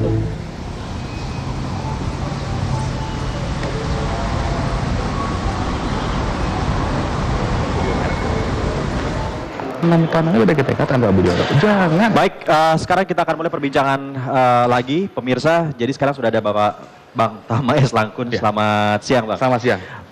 Tadi sudah kita sempat bahas dengan Bang Akbar. Ini ada satu hal juga yang sempat kita coba bandingkan dengan 98 dengan BLBI begitu ya. Disebutkan dalam dakwaan bahwa ini dilakukan secara bersama-sama. Artinya bukan saja hanya Budi Mulya sebagai pelaku tunggal begitu ya. Tapi ternyata cuma 3 yang kena. Tapi cuma 3 yang kena. Nah, konsekuensi logisnya dengan penyebutan bahwa ini dilakukan secara bersama-sama, menurut Anda harus seperti apa? Ya, tentu kan tadi disebut ya, dalam dakwaan dia menyertakan ada pasal 55 KUHP. Dan pasal ini kan kemudian tidak bisa ditafsirkan bahwa dia tunggal melakukannya sendiri. Tetapi bicara soal penyertaan. Nah, pertanyaan selanjutnya, apakah dalam dakwaan diurai? Kira-kira peran Budi Mulya itu apa? Apakah dia yang melakukan? Ataukah turut melakukan atau membantu melakukan? Itu yang dimaksud dengan pasal 55 tadi. Artinya kalau tadi dimensinya bicara soal bersama-sama, perbarengan, yang pasti ini tidak sendiri. Nah, jadi kita harus melihat kira-kira aktor-aktor lain siapa-siapa saja yang harus bertanggung jawab. Gampangnya ada kerugian negara kalau di sejumlah pemberitaan disebutkan, bahkan BPK terakhir melansir itu 7 triliun. Pertanyaannya sederhana saja. Kira-kira 7 triliun ini apakah hanya Budi Mulya saja yang melakukan kerugian negara tersebut? Tentu ada pihak-pihak lain yang harus dimintai pertanggungjawaban. Ini yang dalam pandangan saya, kemungkinan kasus ini berkembang ke pelaku-pelaku lain sangat besar sekali peluangnya. Tapi bagaimana memastikan bahwa ini benar-benar akan berkembang ke peran-peran yang seharusnya juga memang bertanggung jawab begitu? Kita harus lihat dari sejarah ya. Sejarahnya ini kan sebetulnya ada penggabungan 3 bank yang dianggap tidak sehat, 3 bank yang kemudian dianggap bermasalah. Dan ini suratnya saya masih pegang, itu sekitar ini suratnya cewek. Iya, sekitar 2008. Apa ini surat dari surat terbuka. Jadi surat ini dikirimkan juga ke media-media, ke teman-teman lain. Intinya kita minta bahwa proses pengambilan Bank Senturi oleh Lembaga Penjamin Simpanan LPS tidak dilakukan. Jangan dilakukan. Namun kemudian kan tapi faktanya terjadi. 6 tahun yang lalu kita sudah ingatkan langsung kepada Pak Budiono yang waktu itu kapasitasnya sebagai Gubernur Bank Indonesia. Artinya kalau misalnya waktu itu peringatan kita diidahkan, mereka tidak lakukan pengambilan maka perkara seperti sekarang, dakwaan-dakwaan yang melibatkan orang-orang tertentu ini nggak perlu ada. Nah, artinya dari awal kita sudah kasih warning, kalau peringatan. begitu peran Pak Budiono dalam hal ini sangat kuat sekali jika begitu ya. Saya ingin jawab pertanyaan ini dengan bahasa yang supaya lugas. Mas, setahu saya Budi Mulia ini adalah eksekutor dari keputusan dari Dewan Gubernur BI. Dia eksekutor dalam struktur pengambilan sebuah keputusan ini atau apapun yang ditimpakan kepada Budi Mulia sekarang ini adalah atas perintah dari rapat Dewan Gubernur yang dipimpin oleh Pak Budiono. Tidak mungkin berjalan Saya sendiri. membahasakannya dengan sederhana bahwa dia adalah eksekutor dari keputusan itu. Itu loh. Makanya kan sejak dari dulu itu saya selalu bertanya, di mana ruang, apa pasal, dan bagaimana kemudian Budi Mulia ditetapkan sebagai tersangka pertama di sini. Oh, ternyata itu pinjaman 1 miliar dari Robert Tantular kepada Pak Budi Mulia. Yang kemudian sudah dikembalikan. Dan sejak dari dulu saya katakan, Anda ingat beberapa kali kita berdebat, kalau cuma itu kan utang piutang biasa. Tapi ternyata di dalam dakwaan ini kan berkembang. Sekali lagi saya jawab pertanyaan Anda. Loh, dia kan eksekutor, Pak. Dan dakwaannya juga sebenarnya jelas kan FPJP dan juga pemberitahuan sementara begitu. Artinya yang memang dilakukan secara bersama-sama ya gitu tadi begitu kan. Ya makanya dari awal kan kita sudah diingatkan soal LPS ini harusnya sudahlah, jangan dilakukan. Ini bahaya. Kenapa? Karena Anda akan mengulang BLBI.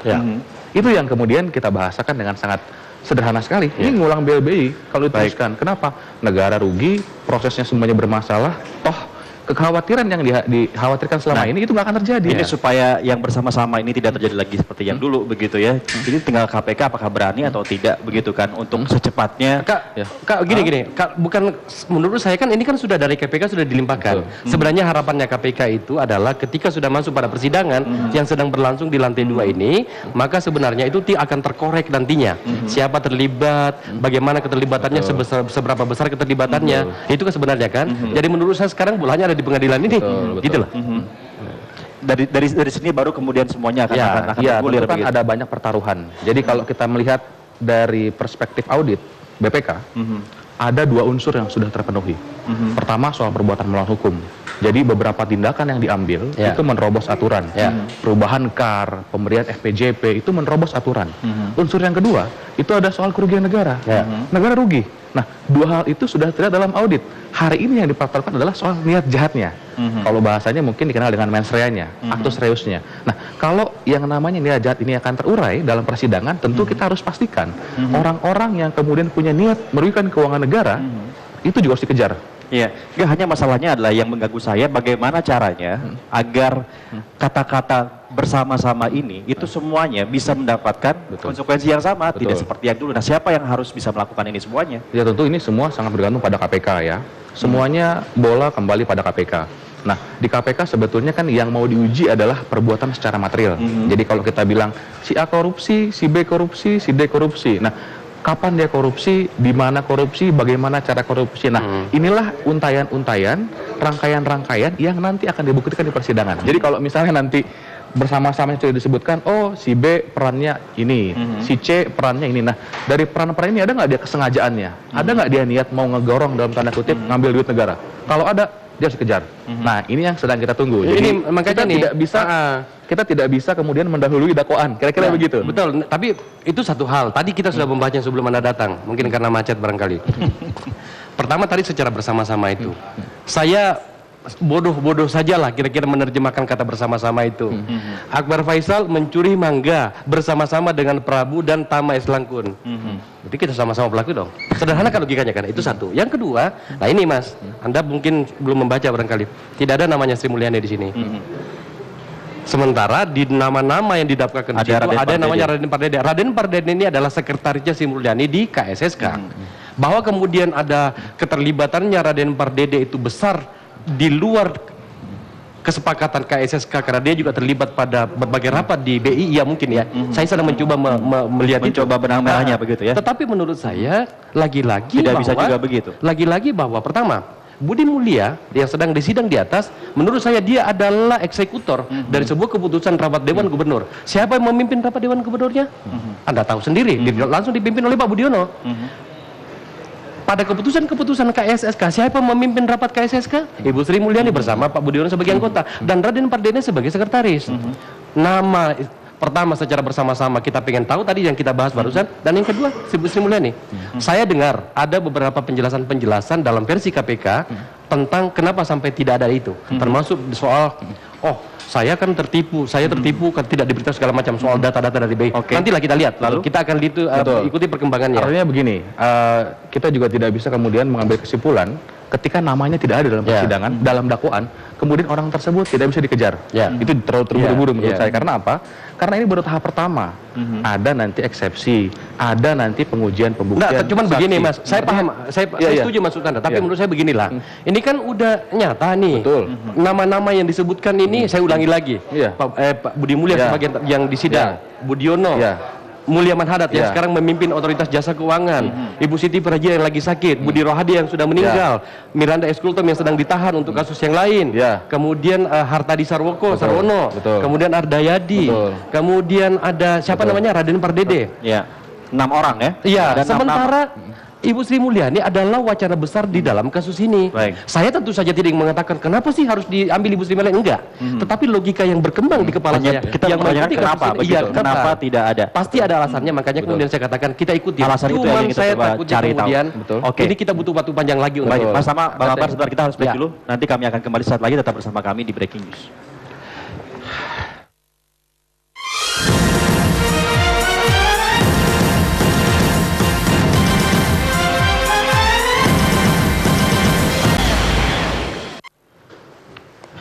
Ya, masih bersama kami di Breaking News. Kita masih membahas mengenai 6 orang nama yang disebutkan. Lebih kayaknya, Mas. Lebih, saya lupa berapa orang tadi itu. 6 orang, tetapi yang itu yang apa namanya ada dalam yang mengambil tanggung jawab begitu. Kemudian ada Raden Pardede yang kemudian dipertanyakan oleh Bang Akbar, kenapa tidak ada nama Sri Mulyani begitu ya. Apakah ini bisa kita ambil semacam apa? Logika gitu bahwa pada saat itu ketika kejadian memang Ibu Ani sedang ada di luar negeri begitu ya, sehingga tidak dimasukkan ke dalam dakwaan ini begitu. Anda melihatnya seperti apa? Ini kalau begini kita ngomong main panjang nih. Jadi begini Mas, saya dari dulu itu selalu kenapa saya mengatakan bahwa Ibu Sri Mulyani tidak bisa melepaskan diri dari tanggung jawab sini, meskipun kami juga tahu bahwa sebenarnya keputusan PMS itu dilakukan karena itu kan kewenangannya Sri Mulyani sebagai ketua KSSK. Betul, ya kan? Yang kemudian akan memerintahkan kepada LPS. Itu kan berdasarkan dari hitungan BI. Nah, Ibu Sri Mulyani mengatakan saya tertipu karena hitungan BI-nya itu ternyata tidak seperti kenyataan. Loh, kan 632. Anda ingat nggak pertanyaan saya di pansus dulu? Saya tanya sama Ibu Sri Mulyani, Ibu Sri Mulyani, sebenarnya Anda bertanggung jawab pada angka berapa? Dia katakan saya bertanggung jawab pada angka 632 miliar yang FPJP itu. Yang FPJP.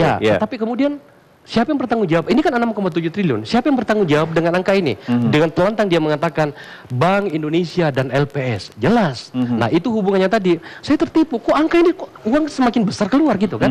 Nah, dia tertipu dan dia mengaku dan dia mengeluh kepada Pak Yusuf Kalla sebagai wakil presiden. Nah, artinya apa? Dia itu sebenarnya tuh tahu tentang cerita ini. Bahwa dia tertipu bisa saja. Cuman kenapa keputusan itu terus diambil? Kan ini rapat tanggal 24 November itu kan yang paling apalagi pencairan dananya juga kan terus bertahap ya. Artinya bisa saja dihentikan. Bisa saja dihentikan. Kenapa kalau sudah tahu bahwa tertipu kenapa terus dilanjutkan? Itu kan satu. Yang kedua, bahwa Sri Mulyani ini telah melapor kepada presiden. Saya ada suratnya di dalam tas saya, 3 surat. Karena sama-sama juga ada di Amerika saat itu kan. Iya, dan dia pulang kan gitu ya. Makanya kan berkali-kali saya minta, yang mulia Bapak Presiden, mana jawaban Anda? Presiden mengatakan tidak tahu. Pada pidato menanggapi hasil kerja pansus pada tanggal 3 Maret pukul 20 malam di Istana Negara, beliau mengatakan saya tidak dimintai pendapat dan tidak untuk mengambil keputusan. Bisakah seperti itu? Kira-kira Bang Akbar jawabannya? Iya, nggak bisa. Surat yang saya miliki mengatakan dia tahu kok. Saya akan mencari waktu luang yang cukup, karena ini kan kita live ya, ini waktunya mepet. Saya akan mencari waktu luang untuk mengatakan sebenarnya apa yang harus saya katakan. Tetapi yang ingin saya katakan bahwa kita kembali pada dakwaan ini, yang ingin saya katakan bahwa seharusnya Ibu Sri Mulyani juga dimintai pertanggungjawaban di sini. Setidaknya disebutkan namanya di situ. Bahwa dalam persidangan nantinya ternyata apakah keterlibatannya kecil atau bagaimana, kita lihat. Itu masalah nanti. Iya. Tetapi menurut saya Ibu Sri Mulyani adalah bagian dari inti persoalan ini. Itu loh. Mas Tama, FPJP dan PMS. Itu gitu. Beberapa pihak-pihak yang nanti pasti akan dipanggil sebagai saksi dalam lingkaran Senturi ini. Saya percaya itu. Dalam sidang perdana ini begitu ya. Dan kemudian di sana akan terlihat peran-perannya. Hari ini kan yang mau dibuktikan baru bicara soal budi mulianya saja. Artinya kalau misalnya ternyata yang betul-betul punya kebijakan, yang betul-betul punya tanggung jawab kemudian tidak diproses, maka tentu akan jadi pertanyaan. Bahkan secara pembuktian juga akan terputus-putus. Dan saya nggak mungkin hal yang tersebut hakim kemudian memutuskan oh si B bersalah dengan fakta-fakta yang dalam tanda kutip nggak nyambung. Nah maka tentu kita tidak bisa kemudian juga mendahului bahwa harus ada, tidak harus ada nama dan lain sebagainya. Tentu yang nanti akan kita lihat adalah soal pengujiannya. Tadi misalkan soal Sri Mulyani katakanlah soal peran-peran apa yang dia lakukan tentu akan diuji juga dalam persidangan. Saya percaya itu. Misalnya dalam kapasitas sebagai peran dia waktu itu, kira-kira apa yang dia lakukan? Kira-kira perbuatan dia itu melawan hukum atau tidak? Kira-kira ada kerugian negara yang diakibatkan karena perbuatan dia? Begitu juga dengan Pak Budiono. Dan nama-nama yang tadi disebut ada sekitar 6 nama, itu semua akan diuji. Dan kemudian kita juga harus lihat dan kita harus tunggu itu proses itu. Jadi memang kalau kita baca hanya dakwaan saja memang masih agak sedikit berat untuk melihat gambaran perkara secara utuh. Karena dari tahap ini pun nanti masih ada sebetulnya kalau kita perhatikan kasus ini kan sebetulnya kasus yang cukup gamblang. Cukup gamblang, terang benderang. Alias telanjang. Ada audit BPK juga dan sebagainya begitu. Seharusnya kan mengurai ini semuanya juga tidak begitu betul sekali. Sulit. Betul sekali. Apa yang dikatakan oleh Bang Akbar dan kemudian Kang Prabu tadi bahwa ini sudah gamblang, betul sekali. Bahwa kita pun juga sudah ingatkan dari tahun 2008 lalu. Jadi 6 tahun yang lalu sudah kita ingatkan, jangan dilakukan. Nah, tetapi kan kemudian dalam perkara tindak pidana korupsi ada tantangan terberat yang harus kita uji, yaitu bicara soal tadi perbuatan melawan hukumnya, perannya dia, niat jahatnya, dan soal kerugian negara. Nah, kerugian negara yang dimaksud pasti akan dicari soal secara material. Kira-kira ada nggak yang menikmati dari sini? Nah, ini yang kemudian berulang-ulang dilakukan semacam audit. Ini hilang betul, uang negaranya hilang, tapi yang menikmati siapa? Ada di mana uangnya? Nah, ini juga menjadi variabel. Hanya berhenti di dua betul. Artinya kan ini menjadi variabel yang harus diuji karena nggak mungkin kemudian ada perbuatan melawan hukum tapi kerugian negaranya nggak teruji, penikmatnya nggak kelihatan. Itu agak susah untuk dibuktikan secara hukum. Nah, ini yang kemudian harus sampai sejauh itu. Saya yakin akan harus dikejar, harus dikejar. Saya yakin. Seandainya saya penyidik, kira-kira yang akan saya kejar itu pertama, apa yang ada di benaknya Pak Budiono ketika mengiyakan untuk melakukan perubahan PBI itu? Dari 8% siapa yang menekannya? Karena itu nyata-nyata melanggar perundang-undangan. Apalagi merubah PBI dari 8% menjadi hanya positif. Saja iya kan, yang karya itu kan. Yang kedua, Ibu Sri Mulyani, dia harus berbicara kepada publik bahwa apakah presiden memang tidak tahu barang ini. Lawang Surati mengatakan presiden tahu. Ibu Sri Mulyani aja tidak mau mengatakan presiden tahu, tidak mau membantah pernyataan presiden. Supaya jelas semuanya sebenarnya siapa aktor di balik semua ini. Yang selanjutnya Pak Budiono beberapa waktu yang lalu sudah mengatakan LPS itu bertanggung jawab kepada PMS ini penggelontoran dana ini adalah tanggung jawabnya LPS. Mas baca undang-undang LPS pasal 2 ayat 4 mengatakan LPS bertanggung jawab kepada presiden. Artinya memang sederhana. Saya pernah bertanya kepada penanggung jawabnya LPS, Pak Robertus Biletea. Pak Robertus Biletea, dengan kepala saya yang bodoh ini, jelaskan sama saya bagaimana logika yang saya pakai bahwa sebenarnya yang bertanggung jawab ini adalah presiden. Karena kenapa? Ini kan LPS bertanggung jawab pada presiden. Betul. Tidak ada alasan untuk mengatakan dia tidak tahu. Dia dengan perpasa mengatakan, iya seperti logikanya Pak Akbar. Ya sudah, ini jelas kan gitu ya. Saya tidak mencari-cari kesalahan pada kasus ini. Saya bisa buktikan semuanya. Dokumen yang saya miliki, argumentasi yang saya berikan, saya bisa berikan semuanya. Ada dokumen-dokumen apa saja Bang Akbar yang bisa kuat untuk bisa kita tunggu tanggal mainnya.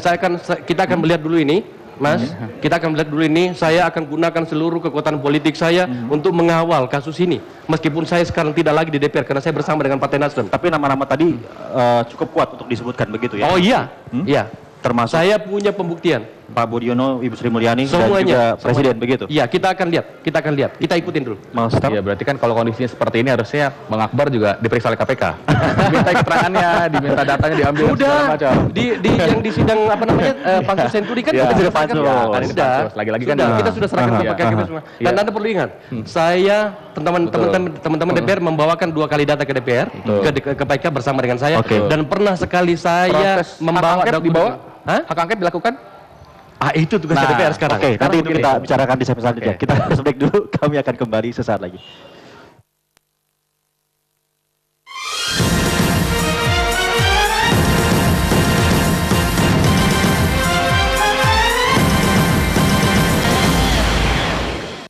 Ya.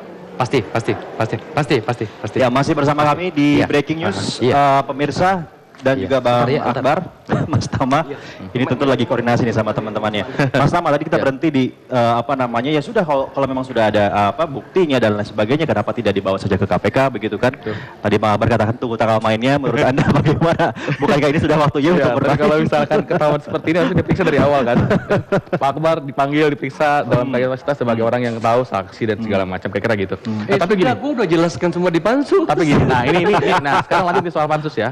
Berarti kan tadi kita bicara soal proses hukum. Jadi secara hukum sudah jalan, dakwaan sudah dibacakan, artinya secara tahap proses pembuktian akan dilakukan. Tapi ada dua jalur lagi. Jalur yang satu juga jangan kita lupa. Jadi teman-teman di DPR yang selama ini teriak-teriak, ayo KPK, mereka juga punya tugas. Kenapa? Pasca hak angket sebetulnya ada satu tahapan lagi yang harus mereka lakukan, yaitu hak menyatakan pendapat bahwa perkara ini ke Mahkamah Konstitusi. Kalau betul kemudian diduga orang-orang yang melakukan perbuatan melakukan tadi adalah orang-orang sekelas presiden ataupun wakil presiden, sehingga MK bisa memutuskan. Inilah yang kemudian disebut dengan istilah pemakzulan dan lain sebagainya. Nah, jadi dalam pandangan saya seharusnya proses politik juga harus dilakukan. Tapi dasarnya apa? Dasarnya adalah ini, Enggak, itu yang saya jelaskan tadi, Mas, bahwa tadi saya udah ngomong tadi. Saya memberikan analogi pada peristiwa Presiden Amerika Serikat Bill Clinton yang hampir terkena impeachment karena ada perbuatan yang tidak menyenangkan sebagai seorang pejabat negara pada Monica Lewinsky, meskipun Bill Clinton selamat pada saat itu. Tetapi seorang presiden dan wakil presiden itu adalah warga negara luar biasa. Nah, bayangkan saja, wakil presiden kita sudah disebutkan dalam dakwaan untuk sebuah kasus korupsi. Itu sudah cukup menurut Anda untuk melakukan? Menurut saya tidak ada lagi catatan lain, tidak ada lagi waktu untuk menunda bagi teman-teman di DPR sana segera mengajukan hak menyatakan pendapat. Titik. Itu yang kemudian tadi saya katakan. Artinya harus berjalan, ada dua jalan yang harus ditempuh. Jalan pertama secara hukum sudah jalan, KPK sudah bekerja. Secara politis, begitu ya? Secara politik juga harus ada yang kerja. Dalam Mas, jadi jangan kita harus menyelamatkan konstitusi kita loh. Makanya saya katakan, jangan kemudian DPR-nya seolah-olah melempar tangan. Oh, ini tugas yang KPK. Kita sudah lakukan prosesnya, kita sudah panggil, kita sudah berikan kepada KPK. Loh, nggak sampai di situ tugas kamu. Ada tugas secara politik. Berarti setelah angket harusnya mereka masuk ke hak menyatakan pendapat. Nah, jadi DPR melakukan itu? Ini kita nggak tahu ya, karena melihat geser politik yang ada sudah lama prosesnya. Pansus juga sudah lama bekerja, tapi sampai sekarang belum ada jawabannya. Tidak apa-apa, saya ingatkan memori kita semuanya. Pada saat di Pansus, keputusan rapat paripurna itu, satu-satunya anggota DPR yang meminta hak menyatakan pendapat adalah saya, Akbar Faisal. Tetapi kan waktu itu partaiku kecil sekali, makanya kan saya keluar. Karena kita ditertawakan melulu karena partai kecil. Maka kemudian seharusnya itu yang dilakukan oleh DPR. Kita buat logikanya agak terbalik sekarang. Apa yang membuat DPR tidak melakukan itu jika sudah dengan, tentu saja karena ini hitung-hitungan politik. Ada partai yang dapat 2 jatah menteri. Bayangkan saja atas nama jatah-jatah bagi-bagi kekuasaan ini, maka konstitusi kita diinjak-injak. Gara-gara itu saja begitu ya? Mau apa lagi? Coba berikan saya penjelasan yang lain. Apakah ada penjelasan yang lebih masuk akal tentang apa yang barusan saya katakan? Seandainya saja partai-partai itu tidak berkolusi atas nama kekuasaan di sana, bagi-bagi jatah menteri dan segala macam, anggaran segala macam, ini kan sudah dari dulu selesai.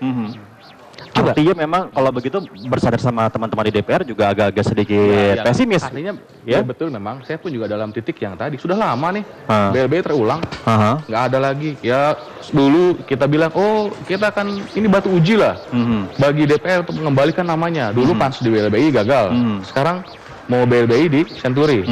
Kalau misalkan diulang seperti yang itu berarti kan gagal lagi kan. Nah, ini kan kemarin mau dipertaruhkan. Ternyata pertaruhannya apa? Gagal juga. Kenapa? Karena tidak masuk ke hak menyatakan pendapat. Jadi saya tidak mengerti ya, harusnya ini sikap dari DPR kemudian lebih progresif. Jangan kemudian dia seolah-olah ya kita akan nanti nonton sidang dan lain sebagainya. Saya rasa itu nggak cukup begitu ya. Bukan itu lah ya. Tidak sampai di situ. Sorry, saya harus mengatakan pada Anda nih. Nanti kalau Nasdem ada di sana tidak akan ada yang seperti itu. Bang Akbar, Mas Ahmad, terima kasih banyak sudah berbincang-bincang dan kita akan kembali lagi ke Rory, silakan.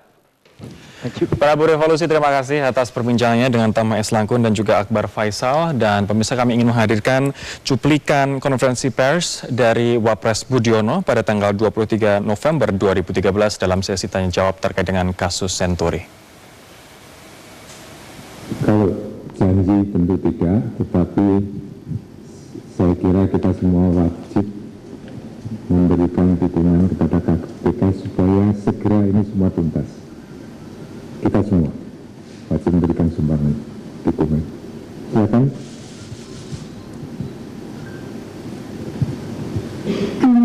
Saya dari Bisnis Indonesia. Makanya Pak, tadi artinya tadi Bapak bilang ke tangkapan dana yang ada ditetapkan oleh KPS dan Bank Pengawas, artinya Bapak tidak ikut serta dalam penentuan peningkatan dan talangan itu Pak. Terima kasih Pak. Jadi prosesnya setelah diambil alih oleh LPS dengan mandat untuk diselamatkan oleh KSSK, itu adalah bahwa ini menjadi bank ya seperti bank yang lain milik LPS, dan hubungannya dengan pengawas bank ya seperti bank lain terhadap pengawas bank. Kalau ada kekurangan KAR, perhitungan dan sebagainya harus diselesaikan di antara keduanya. Di situ data-datanya ada di situ, tentu saya tidak mengetahui mengenai itu. Silakan. Terima kasih ya. Terima kasih Pak, saya Retna dari Pikiran Rakyat. Ada keterangan saksi dalam pemeriksaan Senturi juga sebelumnya yang mengatakan bahwa sebelum ditentukan, jadi ada dua rapat pertama yang diikuti oleh Menteri Keuangan juga Pak Budiono juga Wapres kala itu tidak membahas bahwa ada krisis ekonomi yang dihadapi. Kemudian beberapa jam setelah itu ada rapat kembali dengan keputusan ada krisis dan harus diselamatkan, menyelamatkan Senturi. Benarkah seperti itu Pak, atau ada fakta lain yang Bapak ketahui? Terima kasih. Baik, itu kalau tidak salah yang saudari maksudkan adalah tanggal 20 November. Jadi November itu hari yang panjang, penuh sekali dengan kegiatan. Saya masih ingat pada 20 November siang menjelang sore itu memang ada undangan rapat di kantor Wakil Presiden kepada saya, dan ternyata di situ adalah rapat yang cukup besar. Saya, Menteri Keuangan, beberapa menteri yang lain, pejabat-pejabat negara yang lain juga hadir. Dan pada pertemuan itu saya menyampaikan kondisi ekonomi dan keuangan Indonesia yang mutakhir. Saya sampaikan masalah kurs yang melonjak. Saya sampaikan masalah pasar uang antar bank yang macet. Saya sampaikan masalah likuiditas yang mulai kering bagi bank-bank di Indonesia. Saya ceritakan mengenai capital outflow. Ini semua adalah indikator adanya krisis. Itu yang saya sampaikan. Pemirsa, dalam konferensi pers tersebut Budiono juga mengatakan bahwa krisis pada bulan Oktober hingga November 2008 cukup mengancam perekonomian Indonesia sehingga kegagalan institusi keuangan sekecil apapun bisa menimbulkan dampak sistemik. Penyelamatan Bank Senturi sudah tepat. Dan informasi tadi sekaligus mengakhiri perjumpaan kita dalam Breaking News kali ini. Tetaplah bersama kami, rekan saya Robert Haryanto akan kembali dengan Metro Siang. Sampai jumpa.